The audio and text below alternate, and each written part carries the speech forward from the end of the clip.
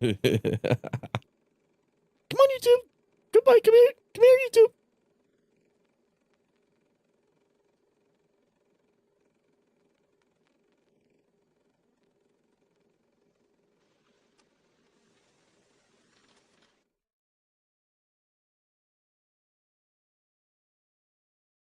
The demons hate you.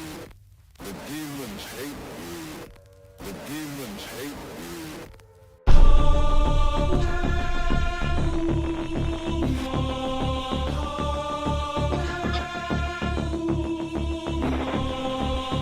You will develop the mental effects. There is a rapid, very complete loss of contact with reality. I'm willing to do what's right, and I don't want to go through what I'm going to go through. There is a rapid loss. Jump scare. I'm willing to do what's right. The body's sense of time. Oh, you guys aren't gonna hear it because it's on the game chain. That's good. The body's I was natural about to say clock. jump scare. There's no jump scare. There's no game channel on the I'm stream willing to do what's right. on this Realistically speaking, they are Also, nothing keep that in mind next time I run the intro. of You guys won't insanity. be able to hear the game. Of insanity. That would have been good to know ahead of Insanity. time. I was expecting you guys to hear it. That's awesome. All right. Well, we're doing some old school Monster Hunter. Wilds has me so fucking depressed, so I figured why not? Let's do like a good online Monster Hunter game. Not that Wilds isn't good, but you know what I mean. So fucking I just need it to connect to my controller. God damn it. No, use my controller, dude. Dude, my hair looks epic and amazing tonight. Hold on. I definitely didn't just pick it out or anything like that. As definitely not evidenced by the pick still being in my pocket. All right, cool. This is the jump scare I was telling you guys about. I thought you were gonna hear this. I guess not. But yeah, if you guys aren't familiar, this is like the first time I've streamed Frontier and like made it the subject and the title of the stream. Usually I like disguise Frontier streams as Wild streams, but since Wild's kind of getting like getting shat all over right now, understandably, I'm like, fuck it. We might as well just make like a dedicated Frontier stream at this point. So that's what I'm doing. Oh, right. Fuck. I forgot the buttons are switched. Okay. This might take a bit to get used to. I remember when we came back to early players plus Diva, huh? World where nearly all quests can be taken. Cool. Well, anyways, let's play on this one. Let's see if we can find some honeys in the chat. I do not remember the controls for any of this shit, dude. I really do not. I guess we're gonna find out. Fucking stupid as hell, dude. I'm gonna be going out tomorrow, by the way, so that Okami stream might end up being canceled. But oh well. It's not the worst thing in the world. I didn't get a chance to make a thumbnail for it yet. I've just kind of been like not busy, but like it's one of those things where it's like, oh, whoa, I got stamps. Okay, cool. Anyways, I wouldn't say busy, but one of those things where it's like, fuck, I just need some time to rest. Part of it I'm thinking is because like I said last night with like the whole calories thing, I'm just not eating enough. I tried to eat more today. Didn't really work out so well. So fuck it. We're just gonna do what I can. But anyways, if you notice I'm lacking energy, first of all, I'm trying to stay away from energy drinks. So I can like lower that tolerance a little bit. And then second of all, little bro will never play a new game. What do you mean a new game? What do you mean a new game? Wilds came out this year, dude.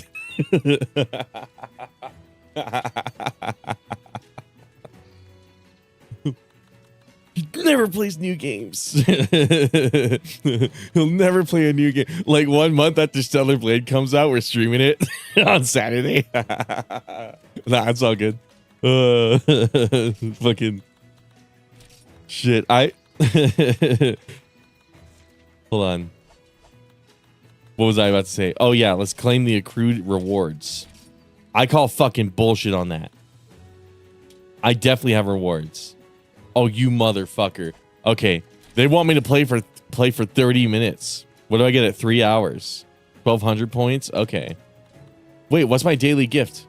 Did I already get that? Oh, okay, cool. Send all the box. Okay, this is what I was looking for. I wanted the hawk potions. Dude, Ivan hyped this game up so much. He's like, this game is so hard. You're going to get one shot through the whole thing. And then, like, they give you these potions that give you, like, 70% defense and, like, plus 30% attack. And, like, the game's, like, piss easy now. I'm starting to find out Ivan was fucking gloated the shit out of this game, and he didn't know about like one of the main mechanics of the game. That sucks, dude. I feel bad for him because he played the whole game without the hot potions. He's like, "Fuck, this game is so hard and unforgiving." He didn't know about the weird. That's kind of how it is with old school Monster Hunter as a whole. There's always some weird arbitrary item that you don't know about that makes the game way too damn easy. I think Hunter quests. I already have my armor set figured out, right? Is this what I was going for? I'm trying to remember because that looks like the my shoes look like the blue and red guys we were fighting that one stream. By the way, look at the collabs this game has. Look at that guy. Did you know there's a fucking Nier Automata DLC for this game? I'm trying to see if anybody's got it. Here, let's inspect their guild cards. No. Okay. Oh yeah, and a fucking what was this? Octopath Traveler or something like that? They got Square Enix. Like collabs, Yo Gooey off. Fucking hold on. I'm trying to find because somebody had a Nier Automata background. This shit too. There's like a Hatsune Miku crossover too. Japan gets all the good shit, dude. Okay, hold on. It's a wish and a prayer that we're playing this in the good old US of A, dude. With a partially completed English patch. Drinking potions and shit is cheating. What do you mean it's cheating? Okay, so let me explain why the hot potions exist. So, by the way, that's my Rasta. Rasta is like an NPC helper and you can customize them and stuff. Anyways, so the reason why the game why it has the reputation of being the funny one-shot game no matter what difficulty you're in. The reason it has that reputation is because at the very tail end of this game's what am I, HR? I'm doing 5 quests, right? Okay, cool. I'm doing these quests, these key quests. I'm just gonna assume that I have the armor build that I was going for. I think I did, but I don't remember. So hopefully I did. Wait, shit. I gotta buy the food. Hold on. I forgot how different this game is. So we need bento. Okay, my lunch. Otama cake. Let me explain this before I look at chat and inevitably go on another tangent. Anyways, at the end of this game's life, they announced they were going to be shutting servers down. And they're like, well, shit, there's all these people who are still playing the game. So what they did is they completely rewrote the quest progression of the game. So there's absurd shit like fighting Elder Dragons in HR2 and then like fighting Fatalis at HR4. Really fucking crazy, like batshit insane monsters that like would normally never happen in any other game. And then to compensate for it, they're like, okay, we're gonna make this thing called the Hawk Potion. And what it does is it gives you completely insane offense and defense. That way, like all the new players can actually like do the end game content because it's mostly for all the people who are like mid game but still playing because like it's old school Monster Hunter. It's super grindy and shit. So that was that was kind of what it was. That was their way around it. They're like, okay, we're gonna brute force all the early game people through the through all the content before the game fucking dies. Robo Mommy 2B, yeah, dude. 2B's not in this game, but apparently she is in Stellar Blade. I didn't do the Nier Automata stuff in that game. I also didn't do the Nikki DLC. I just did base game Stellar Blade. So when I do that on stream, it'll actually be my first time. Man, I started drinking energy drinks and my heart started hurting. Jesus fucking Christ. Yeah, I hope you stopped. That didn't happen to me, but I was definitely getting to the point where like they stopped working. So like very obviously that was a sign that my tolerance was too high. And I'm like, all right, I think I'm going to stop. Fucking. Where's, don't I have paintballs? Uh-oh, shit. I thought I had paintballs. Where's my hawk potion? Here it is. Okay, cool. We're going to drink this right now, too.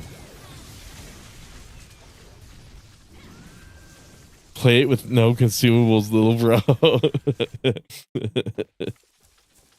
I could. That's how I was playing the game for the longest time. And then I found out about the hawk potion. And then I told Ivan about that. And he's like, they didn't have that on my server. And I'm like, oh, Ivan. Okay, I think this is the guy we're after right here. What was the camera button again? Wasn't it like press in on the... It was some absurd, stupid fucking button. There we go. Left bumper. That's what it was. And then if I remember correctly, yeah, okay. Starting to come back to me now. So left bumper. And this is old school Monster Hunter, by the way. You don't have like fully free movement over the camera. You just spam left bumper and hope it like targets the monster you want to fight. And then if you want to look away, you double tap.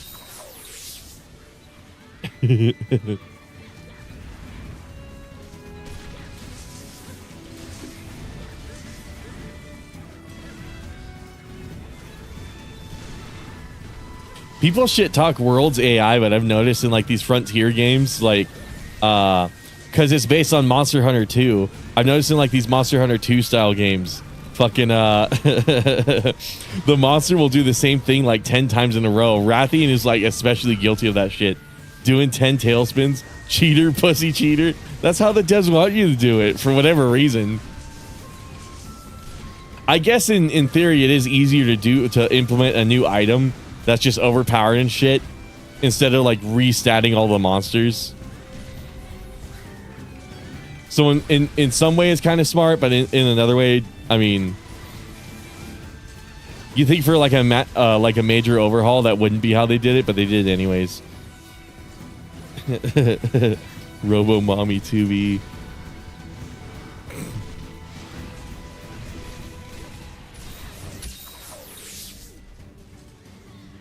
Oh, fuck.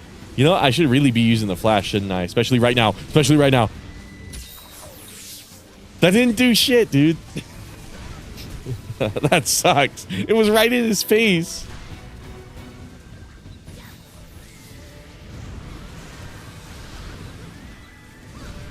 Maybe it was too far from him. I think that's what happened. Oh, yeah, a lot of these monsters recycle the same noises. Notice how it sounds like... I forget its name, but it sounds exactly like another monster. A lot of the monsters actually have like stock horror effects. They're just like distorted a little bit. It wasn't until Worlds that they actually got like dedicated sound effects. Like you could actually sit down and be like, oh, that's Nargacuga's roar. That never happened until World, which is one of the things I really like about that game. I like World. I like Rise. I want to like Wilds. The devs feel like they really cheated me out of my money. At first, like Wilds was worth the asking price. I was like, okay, you know, that game's really this game's really fucking cool. I don't feel like I feel like it was a justified purchase. And then the title updates was what fucking ruined it for me. Especially title update 2, because it's just like a bunch of fucking cutscenes I don't care about. It was a side quest that was really fucking annoying to do. And then it's like 2 monsters. It's like Gia Cruise, which like the whole gimmick was, oh, we brought back underwater combat. And then the underwater combat is just use the clutch claw, guys. you know those dudes who were asking for clutch claw? We brought it back, but you got to be underwater now. That's all it was. And then and that's the only way you can attack underwater, by the way. And then fucking and then like Ceregios comes after Legia Cruz, but he's like a weaker monster than Legia Cruz, which never made any fucking sense to me. But and his gear fucking sucks ass. Like the armor's all right, the weapons suck. Like the Legia Cruz Blade Master weapons suck dick. The guns are really interesting, actually. That's like the maybe one good thing from Legia Cruz. Not Legia Cruz. Ceregios. I forgot. Ceregios. Legia Cruz's stuff is pretty good. But all the Sergio stuff except for the bowguns are basically like fucking worthless. It doesn't make any sense like DPS wise compared to like once again the Artian weapons, which are like so insanely broken that like they're still struggling to compete with like post release monsters and like weapons and shit like that, which really sucks. Apparently they're bringing talismans back in the next update too, but it's like it's one of those things where it's like they had 2 chances to like fix the problems with the game, and like all they've done is just dick around more. So so I kind of just stopped playing it because I'm like, why would I even fucking bother? And then like there's even less reason to play it right now because they made all the art tempered monsters. They're permanently available now. People were like, well, we don't want them to be temporarily available. Art tempered Ray Dow was a really good fight, and it was. So I'm in agreement with that. It just sucks because it means I'm gonna wait for like the G rank expansion to play that game again, basically. So it's like having to shoot themselves in the foot in order to avoid shooting themselves in the head. I feel like that's what that whole situation is. So I feel bad because it's like I gave Capcom my money, and like so did a bunch of other, like 8 million other people did. And like, what did they do with that money? They didn't do anything with it. It's just like really lazy post-game content. Not to mention like Sergios is fucking copied and pasted from Rise, just like Gormagala. Like stupid shit like that. Of course Sergios is in the game. Of course he is. He's the least fucking effort. Just like Gormagala. It was easy. They already had the model model rigged and all the code and everything already. Had the AI and shit. It's like, come on, dude.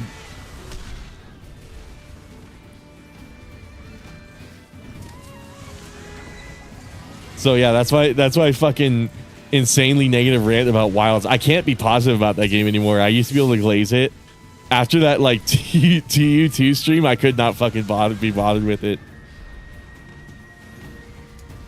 I feel like Capcom fucking really disrespected me. And you know what's funny? During that DMC5 stream, Miguel was in here and he was like, oh, I'm worried Capcom's going to do a really bad job with Resident Evil 9. I'm worried they're going to really shit the bed with that game. And I was sitting there and I'm like, well, Capcom never does a bad job from what I remember. Like I can usually rely on Capcom to do a really good job making their games. And then like later that week, I played that Wilds update and I realized, oh God, I forgot Wilds was a shit show. Why can I not flash this guy? I think the flashes work differently in Monster Hunter 2. I forgot specifically how they work.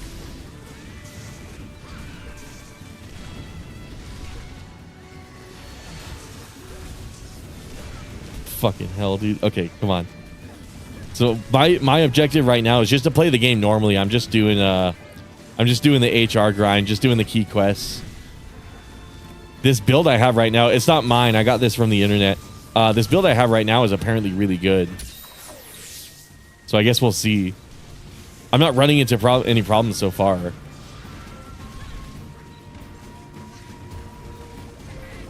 It mostly has like a bunch of DPS skills on it, which is why I have a feeling we're doing like a decent job against this monster.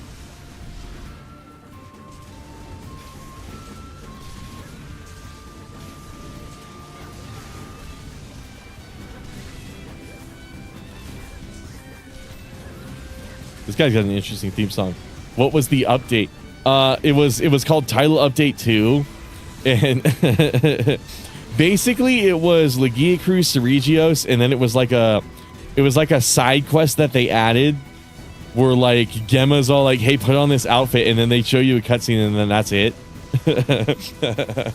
And then that was the whole update. Apparently now it's like Uth Duna. They got art tempered Uth Duna, but the problem is art tempered Uth Duna is going to be available forever. Like it's a permanent addition to the quest list. So it's like usually with art tempered monsters, you fight them in the limited time they're available, and like you got really fucking good armor and weapons from it. Sadly not the case with sadly not the case going forward if they're going to make all these quests like permanently available. Again, it's not like it was like the worst thing in the world. I was just mostly disappointed that the game still runs like shit that like the game was still too easy.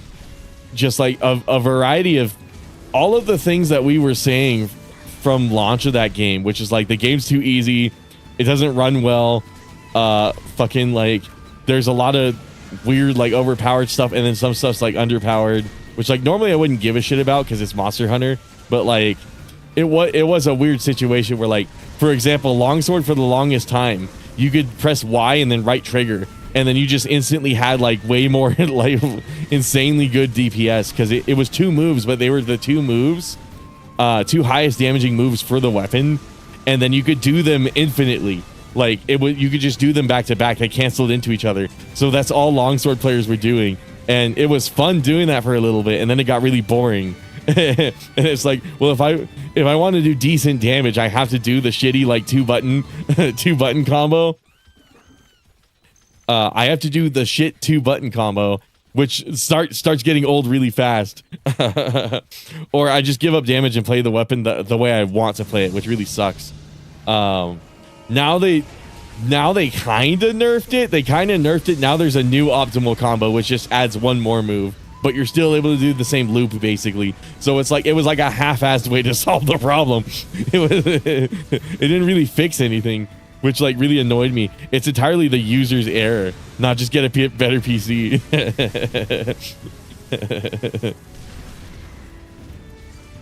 Oh fuck. They also finally added multi-frame generation, so if you got one of those 5,000 cards, you can now use that, and I guess the game will run better depending on what your definition of running better is. I'm enjoying Frontier. I'm at a point in the game where it's like easy enough to where I could just like rant and chat with people while playing, and then I don't have to lock in as hard. I really liked 3-hit challenge, but like also that got kind of annoying to do, not for any reason beyond my own. I think I was just having a bit of a fucking skill issue, but no, it's fuck, man. I've actually been wanting to go back and do the 3 hits for World and Rise, because at least in those games it was insanely fun when I did that. In Wilds, it was you got to New Udra, and it was just like, I don't know what it was. It just got really irritating, just because it was a new challenge. It was just weird that I couldn't get over it for whatever fucking reason. I don't know. Again, I'm pretty sure the 3-hit challenge thing is my fault more than the game's, but still, just a weird fucking situation with Wilds.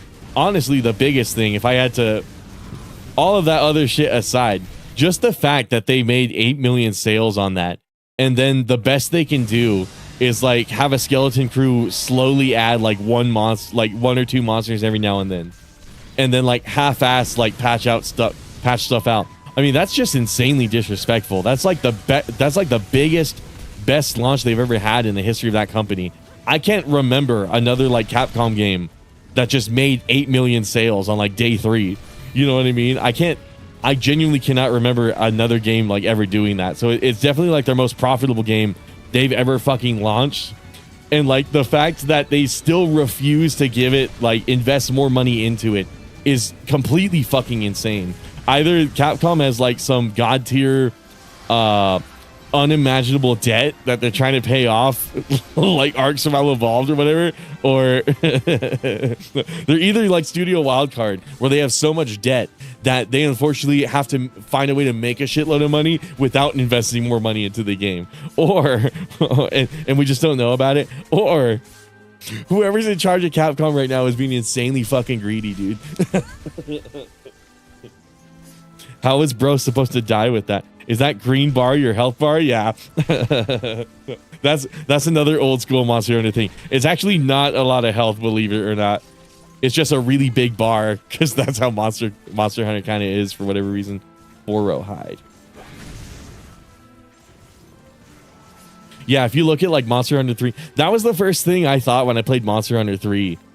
Like I was like, oh, that's a really big health bar. That's weird. And then like I got hit 4 times and realized the whole bar went down, and it's like, okay, that's a strange decision to make it span across the whole screen. But also I was like 10 years old, so of course like I didn't think much of it. But looking back, it is a weird thing, right?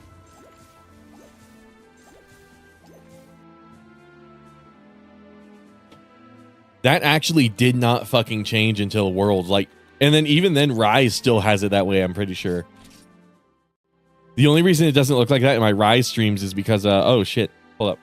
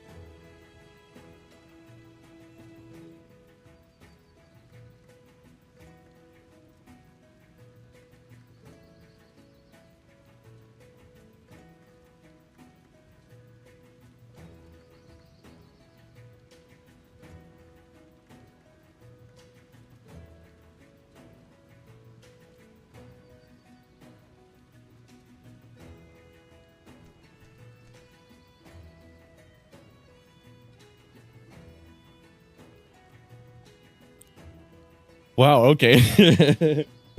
So that was a buddy I hadn't heard from in a long time. I don't know if that was like a phone call. It's rain and scream if you're not racist. Ah! He didn't scream. I guess he's racist. No, fucking. I don't know if that was like a phone call from some higher being or something like that. That whole like negativity like rant I had about Monster Hunter Wilds. I got a phone call from one of my buddies, and like literally what he said was like, "Hey, you got to stay positive, dude." I don't know if he was watching, but I mean, if you are, dude, thank you. No, for real. That was if not, that was so perfectly like conveniently timed. Honest to God, yeah. But like, full disclosure, guys, I've had like a little bit of like a depressive episode like the last little week, and like I'm doing a good job not letting it kick my ass. Like I'm still doing what I got to do, but on the other hand, it's also like I don't know. It's been weird. The weirdest part about it is I don't have anything to be like upset about. You know what I mean? Or not depressed about. So like that's been one of the things like holding me from being too negative about it, because it's like I mean I could waddle in it if I wanted to, but like realistically there's nothing bad happening to me right now, at least not any problems that like I wouldn't be able to solve, you know what I mean? So it's one of those things where it's like I'm just holding my head high. You're in a Truman Show. Is that what it is? Bot. Oh, a bot came while I was gone. What is bro doing? A health bar circumcision. I missed that a lot. Holy shit. Yeah, I didn't intend to be gone for too long. That was just that was funny that happened. Yeah, either a brilliantly timed coincidence or homeboy's watching right now. If you are, dude, why is it so bright? Is it bright? Oh, I think I know what's going on. Shoot. I'm playing in HDR, by the way, so that might be god damn it. Yeah, I'm streaming in HDR, so on like an SDR display it might be really fucking bright. I don't know if the game has a brightness setting. I don't think so. I think this is of that era where like you adjusted your TV to match the game and not the other way around. I think so. Input I mean that's for controllers and shit. Always post HC. Okay, whatever. Maybe I could fix it in OBS real, because this game does not support HDR. So like, let me see if I can let's do maybe like force SDR. We can try that. See if it says right. Oh, hold on. I'm gonna have to cancel that. I don't want to interrupt stream a second time. Homeboy, if you're watching, thank you. Okay. Did that make any difference at all? I actually don't know if it looks any different. I guess we'll just... It has brightness. It has a brightness setting? Okay. Hold on. I really don't know. Because on my end, it's brighter. Like when I turn off SDR. Like it does make it dimmer. I don't know if it's actually like... I'm trying to see the stream... Oh, wait. I would not see it. No. You're so right. I wouldn't see it. I'm looking at the Twitch preview, not the YouTube one. This OBS controls only YouTube. I guess we'll just rock it with the SDR for now, and then hopefully I don't forget to turn the hopefully I don't forget to change that. It has a brightness setting. Where is that? Post screenshot other. Do I have to leave? Oh, is it one of those settings you got to go to the main menu for?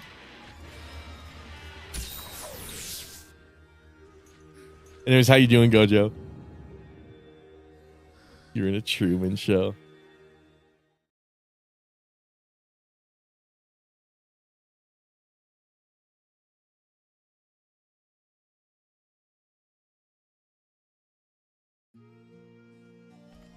Scream if you're not racist, dude. Okay, so partially loaded. Oh, what did I run out of? All right, return to login screen. Oh, by login it means the launcher.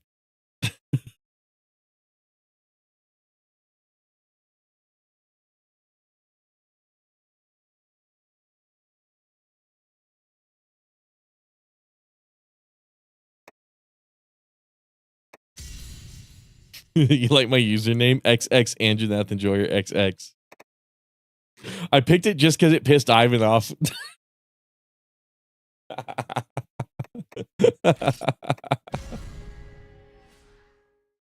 Oh shit, was it in the configure high grade edition button? Is that something you adjust outside of the game? Is that what's going on? Shit, okay, so options. Oh, okay, thank goodness. I wonder what okay, so I should probably go back to OBS then. And then just so I don't forget, because I do stream HDR games. Okay, let's turn it down and then just see how it looks, because it looks kind of bright on Twitch too, now that you mentioned it. Okay.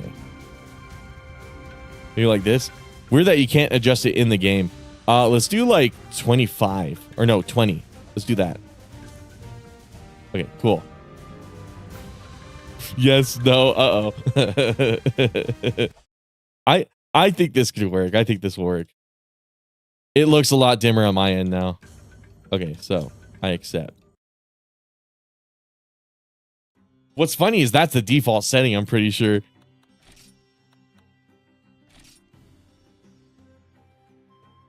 I don't think they I don't think they designed it for newer displays. I mean, it would make a lot of sense. Cuz I get that a lot. Like I'll be playing like a really dark scene in a game and I'll be like, "Oh, it's so easy to see in here." And then chat just sees like a black screen. It's one of the reasons I started playing in streaming in HDR, cuz I'll be playing a game in HDR and chat won't be able to see what I'm seeing. So that's one of the things I like about it. They're able to see exactly how it appears on my thing. Soy nuevo dute canal de YouTube. Unfortunately, I don't speak Spanish, oh boy. I'm sorry. Oh, I'm glad you guys are here though. Hold on. So I want to do Hunter quests. Which one were we on again? I think it's this one. Baru Lagu. Fuck. Okay, so Bento. That's weird that you can't adjust that like while you're in the game. You got to do it from the main menu. Little better. Rainin, there's someone you can be racist towards. The guy in chat speaking Spanish. I screamed earlier. That means I'm not racist. Oh, how you guys doing?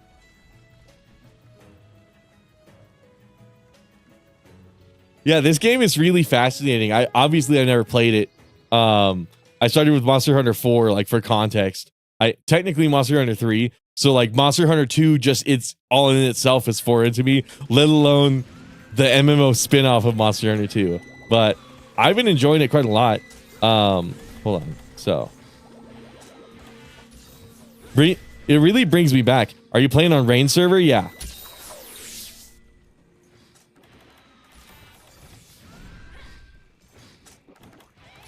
Okay, so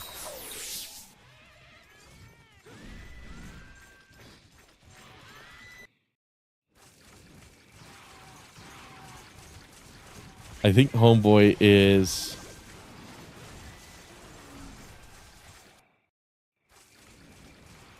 I think he's more towards the north, isn't he? It's the guy with the sword on the end of his tail, right? Or I might have it confused with another guy. It's just like a white version of it. Is it a subspecies or is it an entirely different monster? What's up? How you doing, Penne? Also just started playing Frontier. Oh, hell yeah. Sorry, pal. I don't make the rules. Oh, fuck. That's funny. Yeah, apologies for that like little intermission of of like the BRB screen. Just to explain what happened, I got a phone call from like a friend I didn't hear from in a long time. So it was nice. It was really nice to get that. But it also happened during a stream. So he kept it very brief, which was nice. I think he noticed. But that it was midstream, but like it by complete coincidence, he was giving me like words of encouragement right after I went on a big rant about like all my problems I was having with wilds. Where is this fucking guy? Okay, so he's got to be in like area 9 or 3, right? Maybe 7. I'm gonna join. I'm also in HR5 if we can. Oh yeah, I'm in what's it, like World 1 or whatever, the one that already has like 23 other people in it. But yeah, I'm down to play with you guys.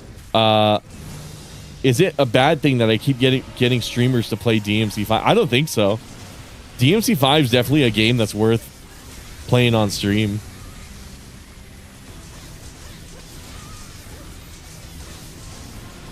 I think every now and then, like DMC5 on stream, like is like a goated game. I remember for the longest time I was so petty about it. I was like, oh, I don't want it. Everybody keeps telling me to play DMC5. I don't want to play DMC5. I already played enough of it. I was kind of a petty bitch. Thankfully, I'm not like that anymore. But as the great Jay Kaiser would say, I changed my ways. Fucking Jay Kaiser, dude. We gotta have a dedicated stream where I just show you guys all my favorite internet people, because like very few people in chat are gonna understand like what the fuck I'm talking about when I talk about like Super Origami Kingdom or Jay Kaiser or anything like that. They're like, what the fuck? Who is Jay Kaiser? Little do they know, Jay Kaiser is an enigma. He's a very powerful human being.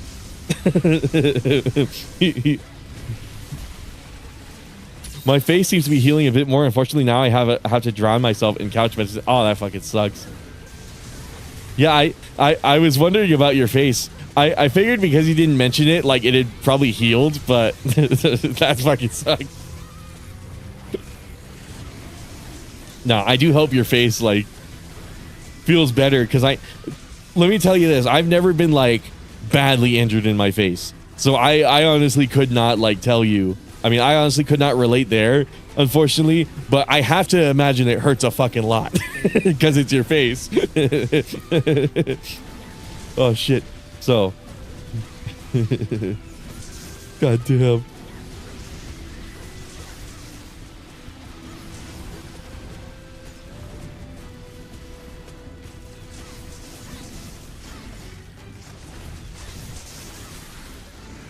Ooh, okay, good roll.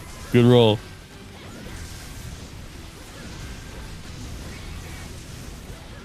I mean, it is what it is. Yeah, I mean, that's the way to think about it too. It's just a temporary like pain at the end of the day, you know. Your face will heal. You just got to deal with it for the moment.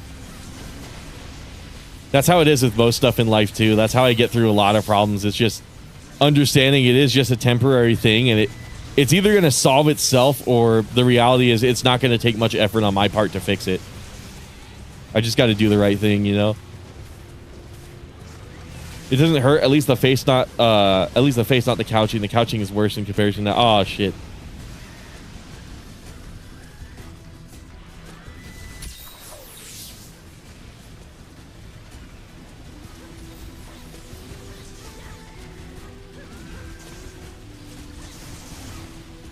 I was watching a YouTube tutorial from a dude when I was figuring out my frame times. I was redoing my frame limit, and I was watching a tutorial from some dude, and he was talking, like obviously he was doing the whole video through OBS, and he's playing a game while also trying to like carry on with the tutorial. And he's like, holy shit, it's really hard to talk while you're playing a game. I don't know how streamers do this. And I'm like, he understands, dude. It's one of those things you got to try it yourself in order to like realize how difficult it is, because you're basically like doing the most hardcore multitask possible. I forgot that it was hard. Now it's kind of like easy to do. I just kind of switch back and forth between like reading chat and focusing on the game. But the reality is it does take like a lot of mental energy to be able to like juggle those two things. So if I play like extreme shit, just know it's because I am talking to people while I'm doing it. And then if I ignore chat, just know it's because I'm trying not to play like shit. But it's all good. but it was like a funny observation I made while I was speaking of solving problems. I was trying to solve a problem because Stellar Blade had this weird like stuttering issue, and I was trying to figure it out before I started streaming it on Saturday. Yo, YouTube, stop showing ads that break my stream connect. Uh-oh. That was something I'm trying it out, by the way. Just so everybody knows, if you're getting ads during the stream, I'm just trying it out, seeing like how it works. If it makes the experience of watching the stream really shit, I'm gonna stop. But I figured I would try it. I know the YouTube AI is listening. That sucks that it ruins your connection to the stream. I wonder if it played any ads during that BRB period.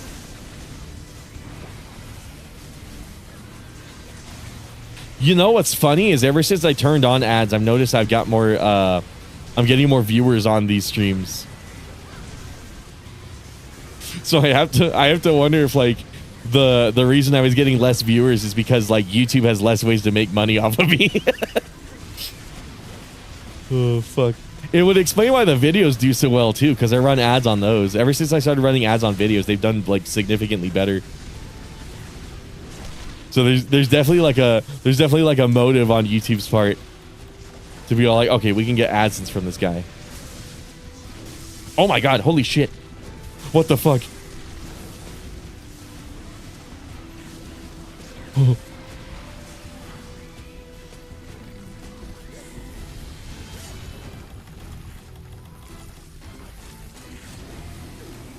I don't mind the ads during the stream. I'm okay with refreshing the page, YouTube app to connect with your stream.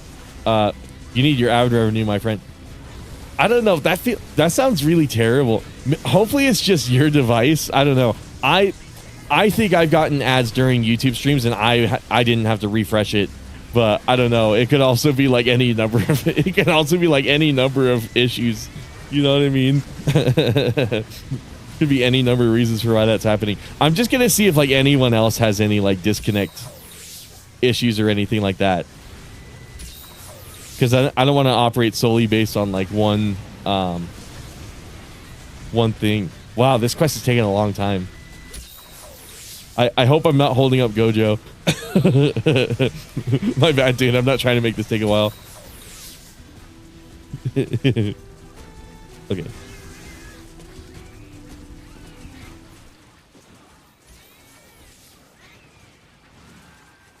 I've been through worse. Yeah. It's understandable. Oh.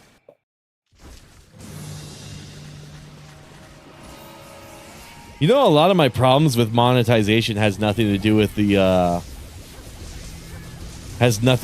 advertising itself. It's more so like the kind of ads you run into on YouTube, and then like just like what's ad worthy and what's not. Honestly, I've never had a problem with like people running ads. It's more, all of my problems are systemic, and they span from YouTube less than like the creator, because like YouTube just allows anything to be an ad, and unfortunately I run into a lot of ads where it's like, which server is it? Rain GP? I think it's US. Rain US.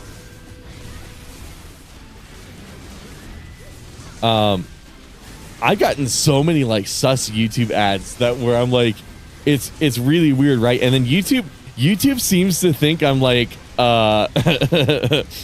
maybe it's because I'm 25, but YouTube thinks I'm already married and have like children, which is very weird. So like randomly, like I'll be watching like oh, I should sharpen my weapon. I'll be watching like an Oni Plays compilation, and then I get a bunch of fucking ads for like diapers, and I'll get ads for like diapers and shit like that. And it's like, I don't blame them for doing that, because I know a lot of people my exact age who have like a wife and kids. I just personally don't want to do it at 25. I want to wait a little longer. YouTube, go fuck yourself until you fix the ad issue. No, exactly. It's always like a technical problem with the ads. That's my thing. That's my big beef with it, honestly. Just like the whole element of fucking, because like, well, then the ads are, here's the other aspect of it. if I was married and had children, why am I getting like Gooner ads then? you'd think I wouldn't want something like that to show up, because like what if my wife's also like watching YouTube with me, because I know that's a thing they do, so it's like married couples do, so it's like I don't want like AI generated titty ads. And what's funny is I couldn't tell you what I watch on YouTube that would give me an ad like that. I honestly don't. I don't watch Gooner shit, so it's like, why am I getting Gooner ads? Believe it or not, the tits and ass I put on my streams is like the closest I ever get to gooning, and then maybe like Stellar Blade. But like Stellar Blade is like mandatory gooning with that game. Anyways, so I don't know. It's really funny.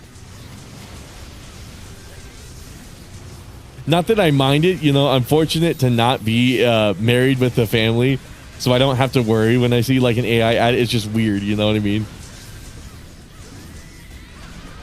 Maybe you should get a sponsorship for gamer sups. Gamer supplements. Don't they have like the breast milk flavor or something stupid like that? They got like gamer girl milk.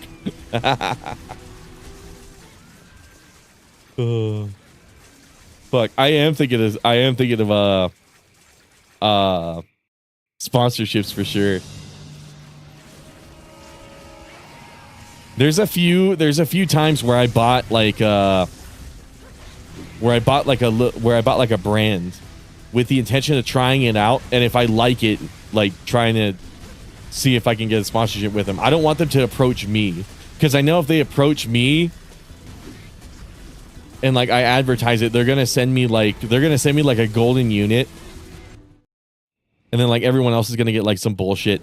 But if I try it and they don't know about me, if I try it and I approach them and I'm like, yeah, I already tried your product, I really like it. I have like no moral qualms with doing it, because it's like I was the user, I was the guy who got sold to with the sponsorship, and I liked it. So it's not anything like Manscaped. A lot of what I've been buying is stuff I would hear about from videos, but not sponsored videos. It'd just be like roundups of like, okay, this is a weird one. So some months ago, I was like, I want to buy some really nice underwear, because I'm growing out of my pairs from like when I was a younger adult, growing out of all those pairs, and I'm losing a bunch of weight. So like that stuff's not fitting anymore. It's starting to become too big. So I'm like, okay, so shit. I probably want to buy new underwear, and I probably want to buy stuff that's not like that elastic fucking shitty ass stuff that like feels like complete ass, and like once you get sweaty. Anthony B. Oh my god, Anthony, it's been so long. How you doing, dude? What are we talking about?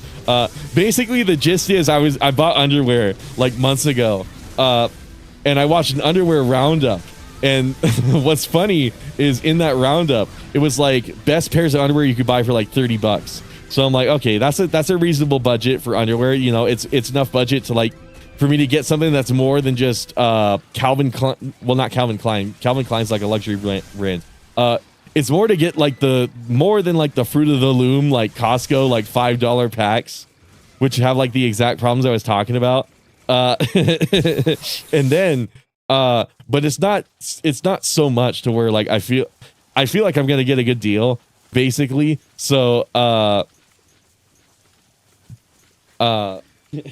maybe try to get a sponsorship with a cereal that is it Magic Spoon? Magic Spoon. I have heard of that. My dad has Magic Spoon, actually.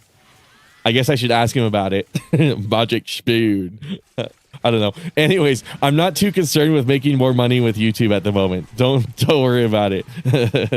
I know the money's just gonna come there. The ad revenue's been a lot more than I was expecting. I'm not gonna lie. That both the Lily Gao video and the Ethan Winters video have actually made me a lot more money than I was expecting. So definitely, like, if I need more money, I'm just going to make a new video. I'm very fortunate to be in that position to not need sponsorships, but I have toyed with the idea.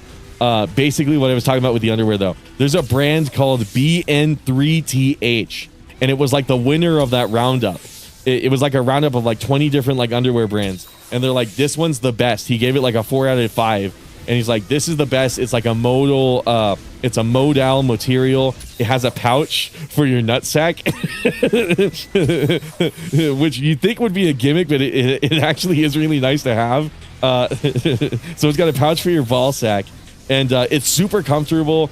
I've been getting sweaty less because I've been losing weight and because like I have this AC in my room now. But in the rare instances where I do get sweaty, like at work, I've noticed it's made like a big impact. And it's also just like thermally better. I don't feel as like hot down there. So like it is one of those things where it's like I accidentally found like the god tier underwear, and like I was genuinely thinking I'm like, fuck, I'm gonna see if they're willing to sponsor like a YouTube channel or something like that, because fuck it. Like I can see a lot of gamers with sweaty fucking nuts like me and needed some like really nice underwear.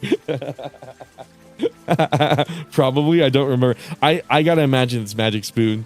I like the ads with the two dudes. They're like Magic Spoon, the fucking way that they say it. Fucking nebulous foreign zone. I wish I was wealthy enough to have a wife and kid. I mean, you don't gotta be wealthy to have a wife and kids. I know some people who've got a wife and kids. It's just funny that YouTube thinks I'm a father, because like I do want to do that, just not right now. I want to wait like a good 5 years. At least that's my game plan. Because I'm trying to learn from my parents, and like I talked to my mom about this too. I was like, you know what? I don't feel like I want to have kids right now, but I know for sure I want to have it later. And I told her, I'm thinking I want to do it when I'm like 30, 30 or at least like 29, 28, something like that. And she's like, honestly, do that. Because my parents had me when they were 26. And like, for their generation, that is pretty old to have children. But on the other hand, they're like, I still felt like I did it too early in my life. Like, that's what my mom said to me. So I was like, okay, I'm glad I have the right idea. Gamer nuts be sweaty for sure. Yeah, exactly, dude. That was the main reason I wanted it. Because like my old athletic underwear, like again, I was losing weight. So like it didn't fit as well. But also I just had it for so long. Like it had like holes in it and shit. So I'm like, at this fucking point, like I might as well replace it with something nice. I might as well replace it with something nicer. Does the red text mean I have the bent? Oh wait, shit. Where's Gojo? I almost forgot about him. Gojo, are you still here? I think my parents had me in their third. Okay, yeah. Okay, so I'm glad I'm not like the only one that had that idea, because that's basically what my mom and my dad were telling me. It's like, yeah, we think we had you guys too early. Which is funny, because 26, like you hear about all these guys like getting fucking kids at like 21 and like 22 and shit like that. So the fact that they waited and it still wasn't long enough. I'm the Jotaro. Oh, there you go. Hold on. Is there a way to like friend people? I remember there's a way to do it. I'm gonna post it and then he can join, and then after I post it, we'll try to like figure it out. So I'm trying to get through my HR. I don't know if there's like a specific monster you needed, Gojo. There's a lot of key quests, so I gotta imagine he does. Garuba Deora. Is that related to Kushala Deora? That's interesting. Vol'jang. Vol'jang. Let's see. Tesukatora. The problem with this game being Japanese only, none of the monsters got like a nice easy English name. So it's just Toa Tesukatora. Like fucking like Rukia Dora. I still have trouble pronouncing. Zelulesu. IDK. I can't think umbilical cord without Death Stranding.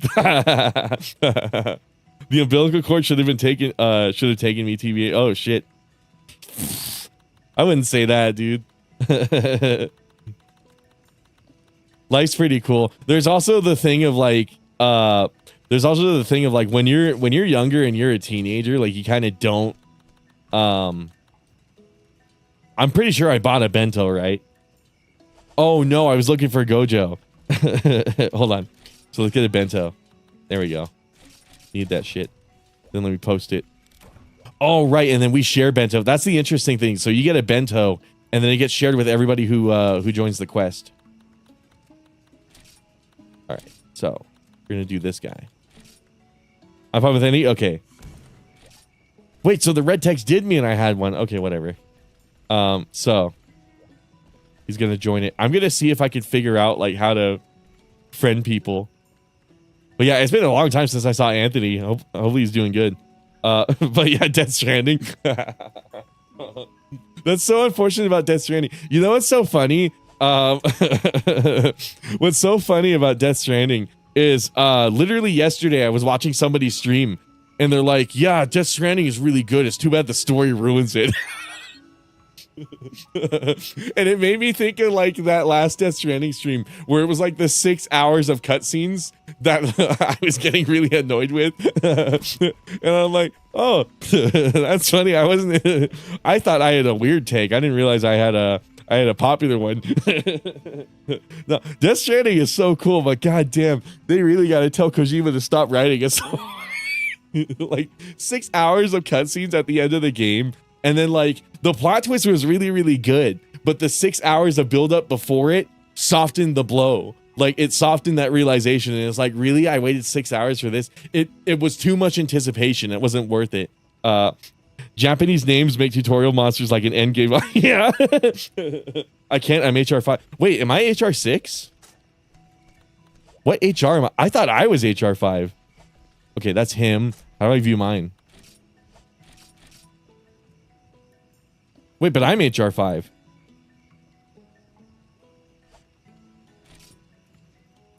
What the fuck? Okay, let's just pull up a different one. I'm like, what the hell? Okay, so, let's see. They all say HR 5 required, right?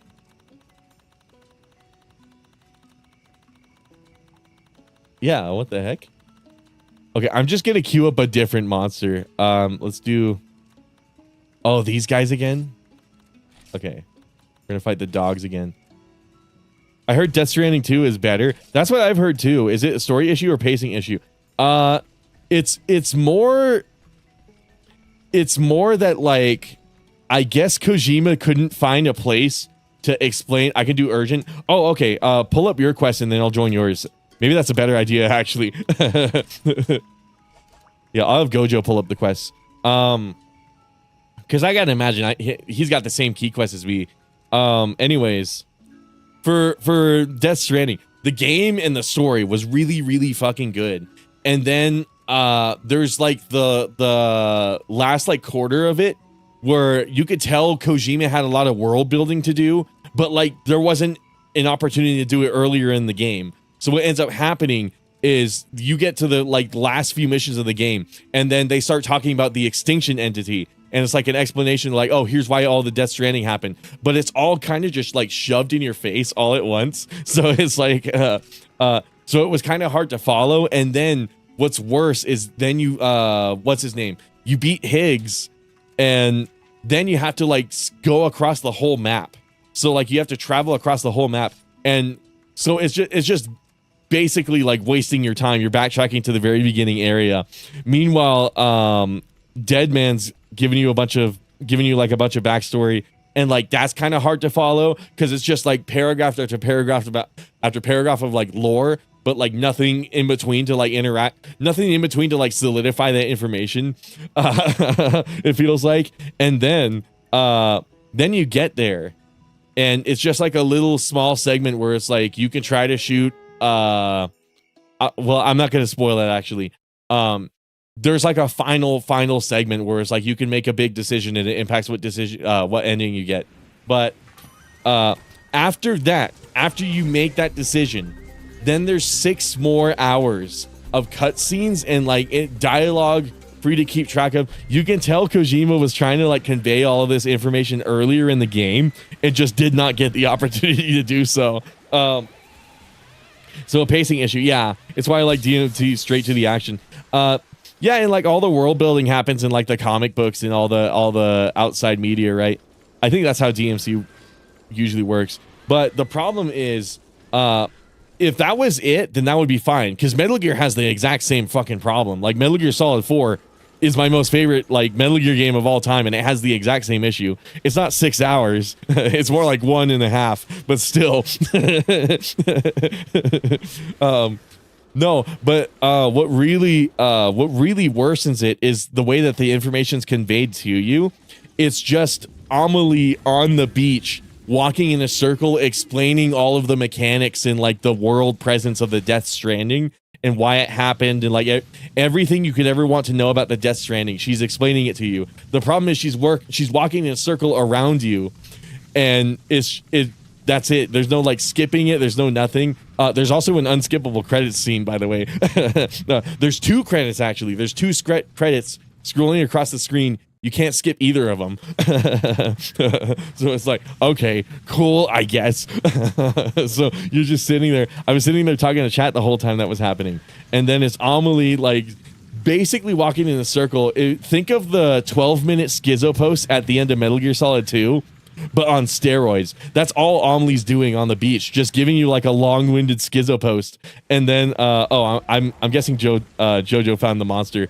So just a long, I know this sounds negative, and like in some elements it is, but I still really like Death Stranding. Then what ended up happening, she's walking in a circle, then you finally get to leave the beach, and then Die Hard Man has like the biggest like character development moment of all time, and like the best performance in the whole game. Like I saw that shit, and I'm like, holy fucking shit, why'd they save this for the end? That was like a genuine, like, Emmy-worthy performance in that one cutscene. And it's like, and then he walks off, and the dead man gives you a schizo post. So, and it's the polar opposite of Die Hard Man's. It's not a good performance. It's just him standing there, like, explaining stuff to you. It's not like a heart and soul, like, tears, blood, sweat, and tears performance. And then there's a little portion where Fragile's talking to you right after that, and like she has like maybe like a few paragraphs to say, and then you walk you walk to the incinerator that you did in mission 2. So you basically replay mission 2, and then then unfortunately, oh fuck, I forgot to drink my hot potion. So anyways, then unfortunately what happens at that point is there's you get to the incinerator, and it plays a bunch of cutscenes that you've already seen, but from a different camera angle. So it's like, and it plays them entirely. It doesn't give you like a quick flash of like, oh yeah, remember when this happened? No, it shows you all of those cutscenes from a different camera angle, and then there's like a miniature like interactable segment. And then it's just, it really goes into, what's his name? Mads Mikkelsen's character, Unger, Cliff Unger. It really goes into Cliff Unger and his character, which is really cool. And then the plot twist happens. But the problem is the Cliff Unger, like, background segment takes way too damn long. And the fact that they play, like, all the cutscenes entirely doesn't help. And then, oh, Star Platinum. Is that his pet? And then like basically it takes there's way too fucking much, and I can kind of understand why, because if I'm Kojima, don't you burn BB at the end? I think you keep BB, don't you? I remember you keeping BB, and that's why in all the Death Stranding 2 trailers you still see BB. But anyways, I haven't played Death Stranding 2 yet. I really want to, but then you go through like the 3 hours of like Cliff Unger backstory, basically, and it's just, oh fuck, look at these wrestling moves these guys are doing. I guess the best way to sum it up is it's the polar opposite of Stellar Blade. Whereas like Stellar Blade, all of the world building of that game unfortunately happens off screen. It's all in like messages and stuff that you find throughout the map, and then like it's also like heavily scripted cutscenes where it's like I liked the example I gave where it's like, imagine the beginning of episode 4 where like Luke just like kicks R2D2 and like a hologram comes out and like explains the premise of the movie, except you don't get the rest of the movie afterwards. Then it just continues as normal. So it's just, it's just Raven coming up and she's like, I found out there's this war that's happening before the war we're fighting right now. And then it's like 20 minutes of Raven standing there explaining to you like the war that happened beforehand, but you don't see any of the war. It's just camera angles panning across the room, across the hologram, and then that's it. And what's funny about Stellar Blade, that's most of that game's cutscenes, by the way. And the funny thing about that is that game ran out of money. That's why the cutscenes are like that. They spent it all on the Gooner physics and the gameplay. Which I guess if you were going to spend it on anything, that'd be the best place to do it. But it is funny that the only reason the game's like that is because they ran out of money. But anyways, so it's the polar opposite of Death Stranding 2, where all of the world building, like, you kind of just have to look for it. And I kind of wish Death Stranding did that, like had a bunch of like collectible articles or something like that, so you could like slowly come to understand it. And I wish Stellar Blade was the game that like had like miniature playable segments that like explain shit to you. Those games have like should have been like the reverse, but whatever. It's fine. That being said, like Stellar Blade's Stellar Blade is a good game, but Death Stranding is still like a really god tier game. I really enjoyed that game. It's like that one other streamer was saying where he's like, it's too bad the story ruins it. And I'm like, I don't think the story necessarily ruined it, but it left me with like a sour taste in my mouth, because it's like Kojima does not fucking know when to stop writing. And for context, the reason why I think it's so funny is because and I said this during the Death Stranding stream, there was a rumor I heard many years ago about how Kojima back when he worked at Konami had a team of filters, like a team of people dedicated to filtering things out of his stories. And the reason they did that is because Kojima literally did not know when to stop writing. So what would happen is if you read like the raw scripts for all the Metal Gear Solid games, they were literally like reading Wattpads. Like you'd have like Snake fucking like romantically like kissing and like fetishing with like other characters and shit like that. Apparently that's what's in that.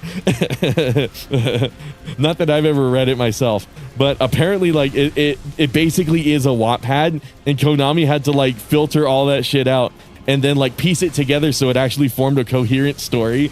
And like when I first heard it, I denied it because it's like, well, that's stupid. Kojima's a really good storyteller, and like Death Stranding kind of reinforced that.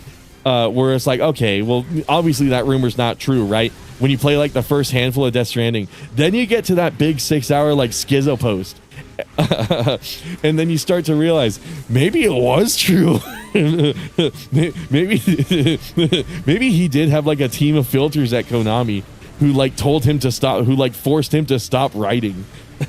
Tard Wranglers, exactly. I think Fragile and Death Stranding 2 is hotter than Eve. I think something is wrong with my head. Wait, what? I haven't seen anything Death Stranding 2, by the way. I've only seen like brief portions of like the trailer and stuff. BB lives at the end of 1 and is cute and wholesome.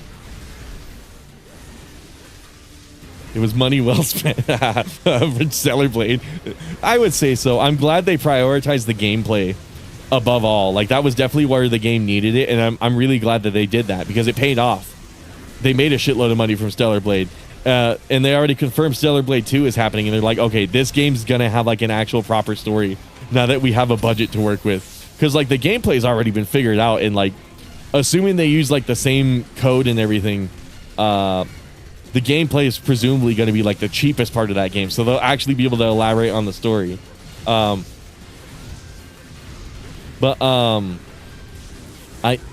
trying to find a way to like shorten my thoughts on Death Stranding.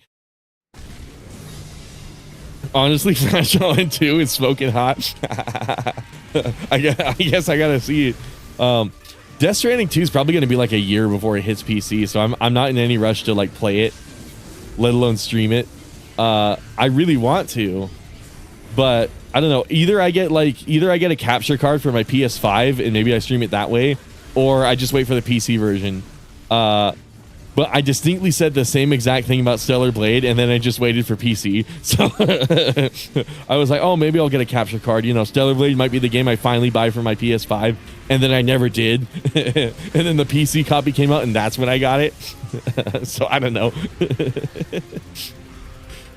just really funny. No, it is funny to think that rumor I heard for like a decade, because that's how long ago it was. Like, it was like 2017, basically, that like I heard about that. It was funny to find out that might have actually been true. Probably not entirely true. Like, maybe the Wattpad part was like an exaggeration or something. But like, you see evidence of it. Coincidentally, there just happens to be like a game where he's not restricted by Konami, and that very game has like a giant fucking schizo post at the end where like Kojima badly needed a Tard Wrangler, as Penne said it. So my brain isn't broken. Death Stranding, good postal game, bad pacing. I wouldn't even say it has bad pacing. I mean, the game just has a lot. Honestly, I can understand why he would have to put all that shit at the end, because the rest of the game is already so like brimming full of information and cutscenes and like dialogue and stuff like that. I really could not think of another place to put that besides the end of the game.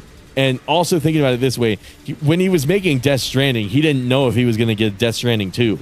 Like, it was a fully new IP. They didn't have like the Death Stranding movie in the works. It was like a fully original project. So thinking about it that way, it's like, well, I better get all this lore that I have in my head into the game, because I don't know if I'm going to get another chance to do it. And he did, but like I remember saying in that stream, it's like, there's a Death Stranding 2, dude. You know, save all this shit for that. You know, looking at it from his perspective, who knows if that second chance was ever going to happen. It's just very unfortunate that it wound up being 6 hours worth of like extra info. I think the biggest crime was the fact that you couldn't skip any of it. Like Amelie walking in circles around you on the beach. I think that was the most offensive part. That and the unskippable credits. Are the dog things fighting each other while you're fighting them? I think so. They're like a wrestling duo. It's really funny. They're like tag team wrestlers.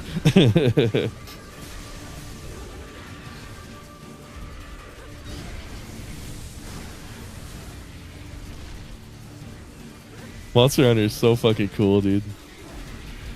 There's a movie. Yeah, there's a Death Stranding movie in the works, and it's by A24, which makes it like even funnier, because like it's by like an actual like pretty decent movie studio. So I'm actually really excited. Oh shit. Okay, I'm glad that wasn't me or Jotaro that fainted. I'm not ironically excited about it, because like I've seen other A24 films and they're really fucking good. Oh shit, okay. Well, we got one more cart. And I got a sense that we got one more cart, and I have a pretty good sense that we're kind of nearing the end, because they're already like powered up and everything.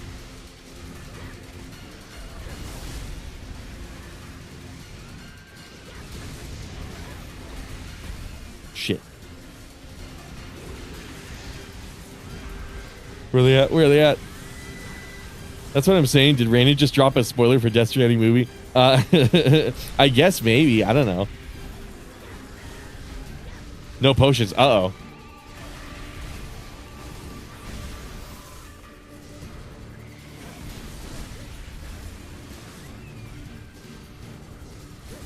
This is kind of the shit thing. When you have the Monster Hunter 2 camera, but you're fighting two monsters, it doesn't work so well. Because it wants to prioritize one, so it's like, shit, well, I can't see the red one. I can see the blue one. I can't quite tell what the red one's doing as often as I want to. They made a lot of these duo monsters for Frontier. I don't think these monsters were in Monster Hunter 2, were they? Oh, shit. Where's the health bar on these things? So that's the funny thing about Monster Hunter. The monsters don't have a health bar. You're just supposed to tell how close they are to dying based on their animations, and like you can see like scars and like bruises on their bodies. So you're supposed to think about it like hunting in real life, kind of, which I like. But also, it kind of depends. Like if I'm playing for immersion, I'll go off of that. If I'm playing just for the sake of playing Monster Hunter, I'll usually have like a health bar mod or something like that. Or if I'm doing like a challenge run, I'll do the health bar mod. Because I mean, I'm able to tell either way. But the health bar is just so much more convenient. Oh, shit. Okay, cool. Okay, knockdown. Where's my transcend? Okay, give me buff.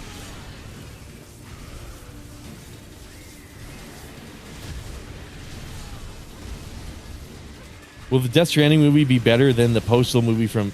There's a Postal movie? Wait, what? I don't know. I couldn't tell you if it's going to be better without seeing it, but apparently that's who's working on it, and they are working on it. So I'm glad Death Stranding became an IP, because I remember when the game first came out, it got like very middle of the road scores. And I remember seeing that and being all like, oh man, Konami's fucking laughing their ass off right now.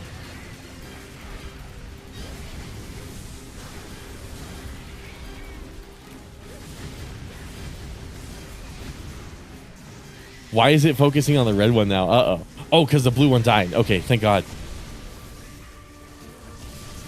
I was about to say that shouldn't be that shouldn't be how it works. But yeah, I know I'm personally pretty excited about it. Oh shit.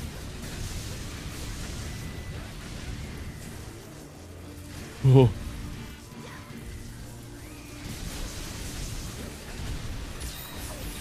Postal 2007. I never even knew there was a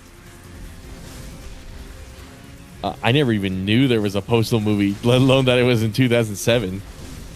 You bull. Can you explain what it getting an IP means? I mean, an IP, I forget what I forget what it meant, like what the abbreviation meant. I know the P word is property, but basically like an IP is like a franchise. So for example, if I, well, no, it's not. That's fucking stupid. An IP is like it's like the property of a, fuck. How do I explain this shit? I'm gonna do a shit job for a little bit. Hold on. So an IP would be something like Resident Evil, for example, where it's like, okay, like Resident Evil 1 is like a new IP. There's only one game belonging to it. So it's riskier because it's a completely new idea. Whereas like if you wanted to make a sequel to something else, it's guaranteed more money. That's why there's a lot of remakes and shit like that. Cause like, it's safer to make a sequel to something or make a reboot of something than it is to make something original, like financially. There's more reward, but less risk entailed. Death Stranding being like an IP, like getting its own IP, it basically means like it's its own thing, and Kojima's mostly known for Metal Gear. But Kojima couldn't make a Metal Gear game because he wasn't working at Konami. He's working for Sony now. So he had to create a whole new property, basically like a whole new idea, and that idea was Death Stranding. But the cool thing is Death Stranding paid off, and now it's not an IP anymore. I guess the more proper term would be franchise, whereas like a franchise is like an IP that has like a variety of fuck, maybe don't quote me on this shit. I'm doing a terrible job explaining it.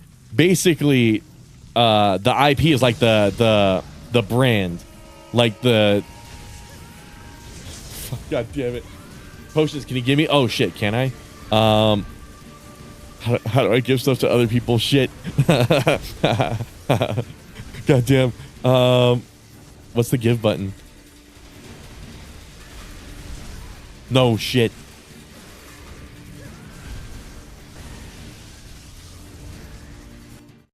Do you not have more in your camp? Intellectual property. Okay, yeah, that's what it means. So, like, Death Stranding would be Kojima's new intellectual property.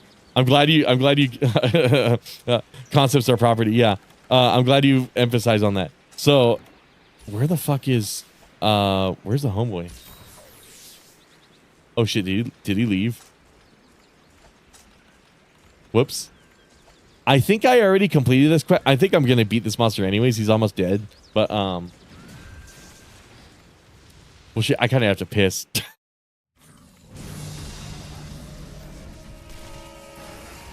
I hate how hard this is to explain. Because usually, like, I think it's more I don't know how to put it into words. Like, I know what it is. It's more like explaining it. Shit. What it means, though, is like, because like I said earlier, it is easier. It is more financially safe and easier to make a sequel to something than something original. Making sequels to Death Stranding, like Sony sees that as an earning opportunity, whereas like Death Stranding was a risk. Now Death Stranding 2 is like, okay, Sony knows they're going to make money from that, so they're more likely to approve something like that. So Death Stranding 2 most definitely had an easier time securing its budget from Sony than Death Stranding 1 did. Death Stranding 1, didn't Death Stranding 1 have to get like pitched around a lot? And like Sony just happened to be like the place that gave it to him. I don't remember, but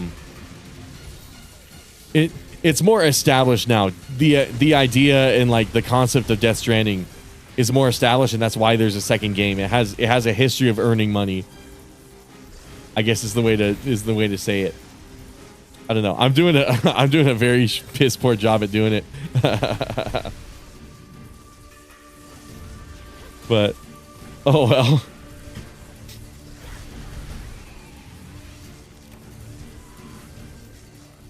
Why am I getting tired? Oh fuck. I didn't realize an hour and a half passed already.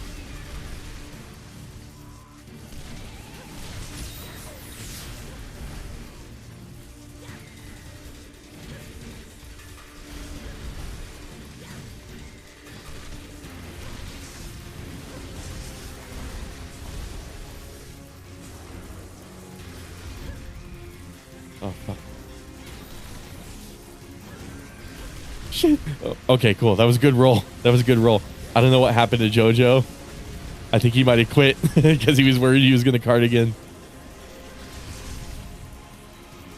I'm starting to think this guy has more health than I thought he did. I think I might retire because I don't want to abandon JoJo, and I also really got to piss. Maybe I'll Google this fucking question while I'm pissing. So I can find like a good way to explain it. Okay, yeah. Hold on, I'll be right back, guys.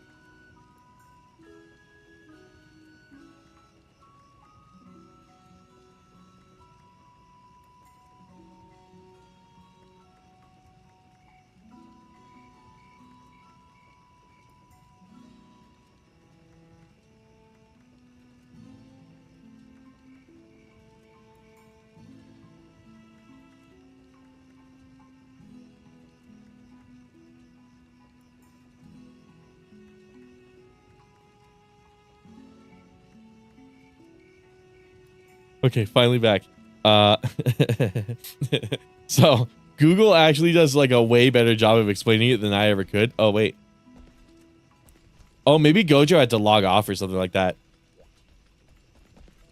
Okay, no worries. So, let me show you what Google said, because Google had like the best way to put it like ever, basically. Let me cover my screen for a second. Make sure I don't dock something.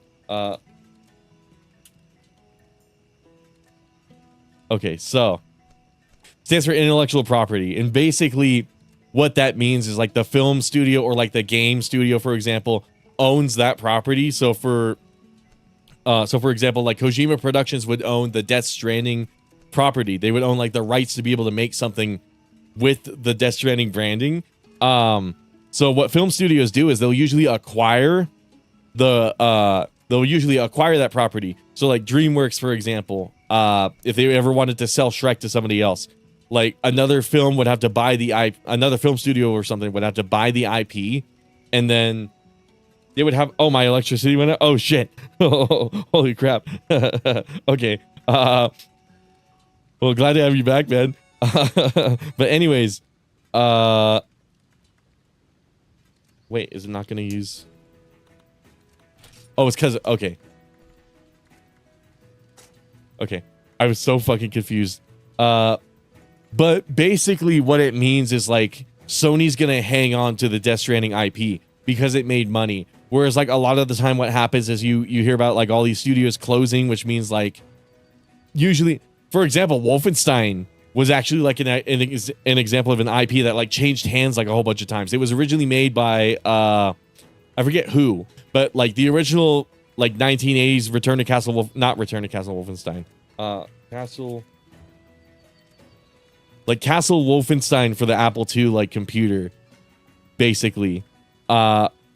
This was made by a different guy, a different company than Return to Castle Wolfenstein. It's still the Wolfenstein IP, but it was owned by somebody else at the time. And then it switched hands again from like id Software and Bethesda to, actually not really. Who was it at this point?